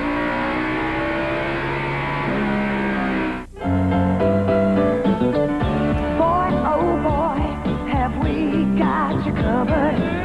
Your favorite styles and new cool comfort too. Make no mistake, you're really gonna love it. Just wait till we get our hands on you. Now Haynes introduces Cool Comfort Briefs to keep you cooler all day long. Just wait till we get our hands on you. There's no place on earth that I'd rather be than out in the open where it's all plain to see. If it's gonna get done, it's up to you and to me. And there's no place that I'd rather be. Come on along and head for the mountains of Bush. Here, head for the mountains.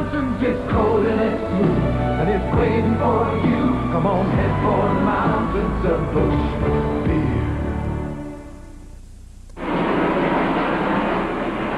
Well, Clay Earls and Clay Campbell have once again groomed the Martinsville Speedway to perfection for our first race of the '94 season here at the Martinsville Speedway.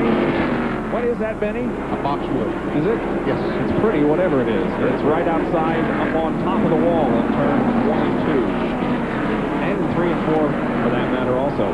Here comes our leader, Rusty Wallace. The second place, Ernie Irvin, and I don't know, it looks like the distance has just about stabilized now. If Ernie can start inching his way towards the front, we're going to have ourselves a pretty exciting race here at the end. 35 laps to go.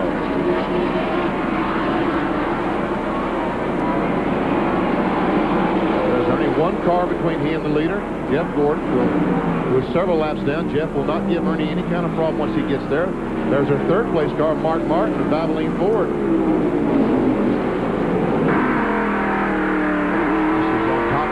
Car.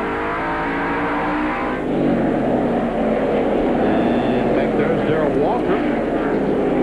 He's fourth place car. The 16th car, Ted Musgrave, the Family Channel car, passed Darrell Walker, but has moved out a little bit. Rick Mast and Todd Bodine are contesting 6th. Todd Bodine has caught Rick Mast and is trying to get by him as he sees put a little distance on the 12th car of Chuck Bowell.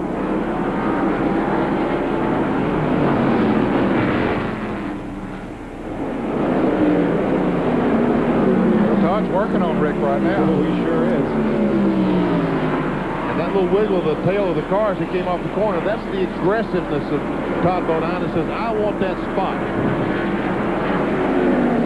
Oh, he's on the inside. He may get him here. He's set up really well going into 3, allowing him to get to the inside, down the front stretch into 1, and yes, Bodine goes to 6th. You know how many races that Todd Bodine had run before he got this Winston Cup ride? Bush, all the Saturday night races he's ever done, what races he's run? About 100. Wow. Yeah, that's not amazing. When he moved to North Carolina, he worked on a race car as a mechanic for 5 or 6 years before he ever started driving. So he's an excellent mechanic, fabricator. He and Coach Mott do a very good job with that 75 car. The 12 car, Chuck Bowden has caught Rick Mast, and Rick, car wiggle off the corner. Chuck's trying to get on the inside. Get in there. There he does. Rick gives him some room down there. He's got it. Chuck Bowden, of course, has put many laps on this track in bush racing, and he has just turned in an outstanding performance this afternoon in Bobby Allison's car. Started from a provisional spot. Yep, he's up to 7th. See now, folks, if you were coming and you had your sponsor on his car, every time I said Chuck Bowden, I'd say, there's Chuck Bowden in the XYZ Corporation car. You missed it. Yep. Pole sitter earlier this year.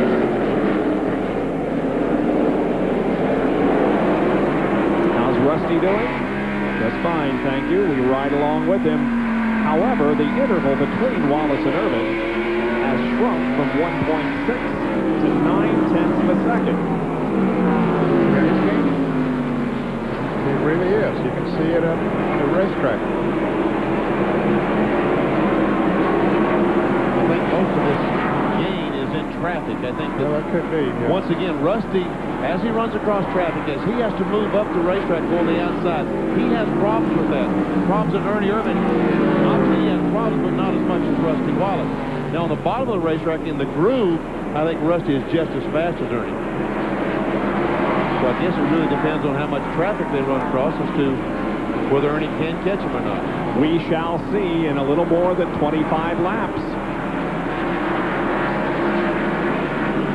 Right now, Rusty leads Ernie.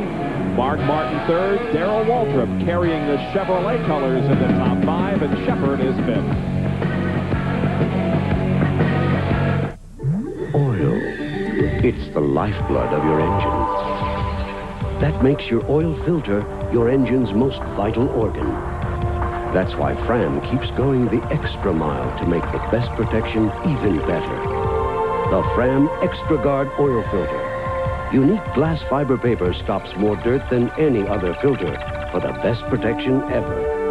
Fram Extra Guard, American or import, it's an extra lease on life. The time has finally come for the cordless power roller from Wagner. Now you control the flow of paint, so the Wagner power roller can cut jobs in half. Smoothly and evenly, it can cover areas twice as fast. And cleanup is a snap, so you can finish one job and do another. Get your hands on a real value, because the value of Wagner keeps on rolling. We're in the closing laps of the Haynes 500 from Martinsville Speedway in Virginia that Rusty Wallace is leading. Remember last year when Rusty swept the short track season? Well, it hasn't been that way this year. We have had 3 different winners in the first 3 races, Irvin, Earnhardt, and Terry Labonte, but Rusty is leading this one and could pull off the victory as the 98 car of Derek Cope is smoking badly. Yeah, a lot of smoke coming from the rear of the Fingerhut car. On the bumper cam, you can see. He's leaving a trail of smoke. Yeah, he is, and oil or something. Here's the 17 and the 21 battling for 4th position, Waltrip and Morgan Shepard. Bob, you mentioned when you went to break there a moment ago that Darrell Waltrip was the only Chevrolet in the top 5. He's only Chevrolet in the top 10. That's right, yep. Chevrolet leads the Fords by 1 now as far as victories are concerned. Looks like they'll be evened up here today.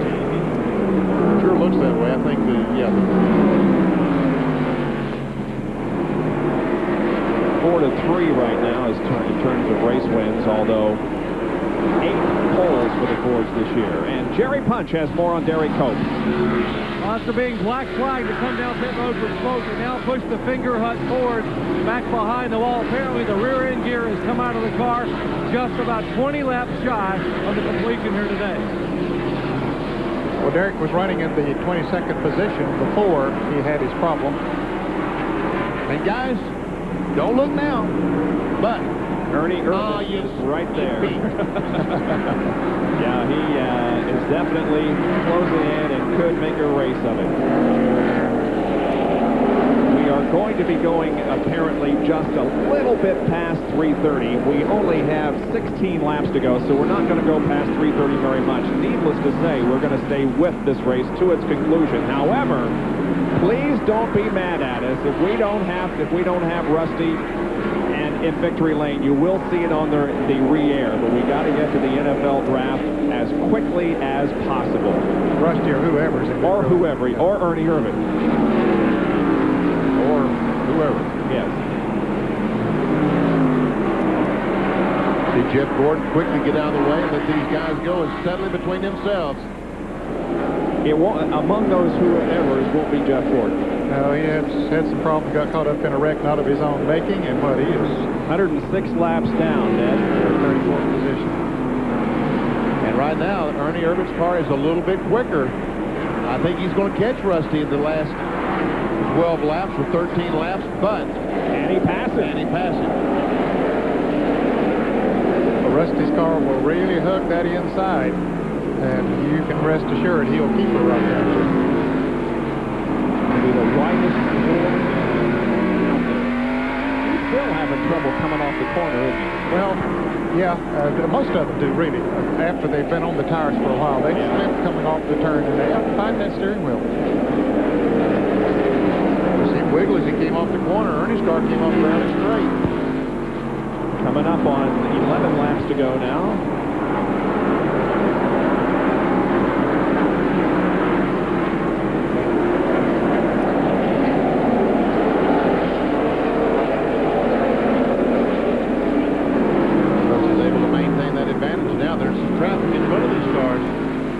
Rusty Wallace has to go by these cars. If you catch them at the wrong spot, it could mean doomsday for you. Oh, contact between Rusty and Jay Hedgecock. Like I said, if he catches them at the wrong place, it could be doomsday. He hung on to the lead, but did it damage the car in any way? Rusty was hustling to get back to the inside just as quick as he could, and Jay Hedgecock went off down in the corner and made some contact. Who's running third? Mark Martin. Yep. He's back pretty far. He might be in the best seat. I was going to say, you may be right. You never know. There's Mark Martin. And that little square hole you see right in the middle of the picture, that's where the cars take their air for the carburetor. That's the area for the carburetor. That's the back of the hood.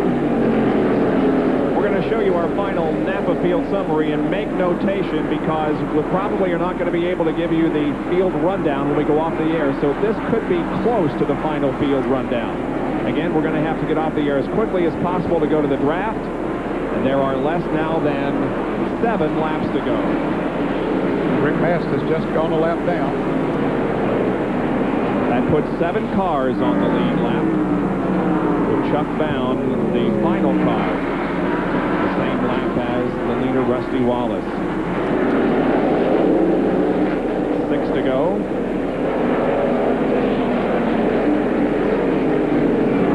Some slow cars. Spencer he has to go by. So there's Michael Walker right up in front of Rusty. Red Bodine. Michael's car, Michael Walker, has gotten very slow here the last lap or so. Rusty is catching this group at the right time. Yes, he caught Michael Walker just perfect going down in turn 1. And Ernie caught him wrong. Exactly. Ernie caught Ernie on the outside, and we can see that Ernie lost. Same thing right there. Yep, and that makes a difference. Another car left or so. You know, Rusty now has a 10-car length advantage, and once again, it's all because of how you catch the traffic. And it was not that the traffic did anything wrong. They moved out of the way. It's just where they caught him going into the turn. Rusty caught him right, and Ernie was a victim on circumstances there. This will complete lap 497. We have 3 more laps to go.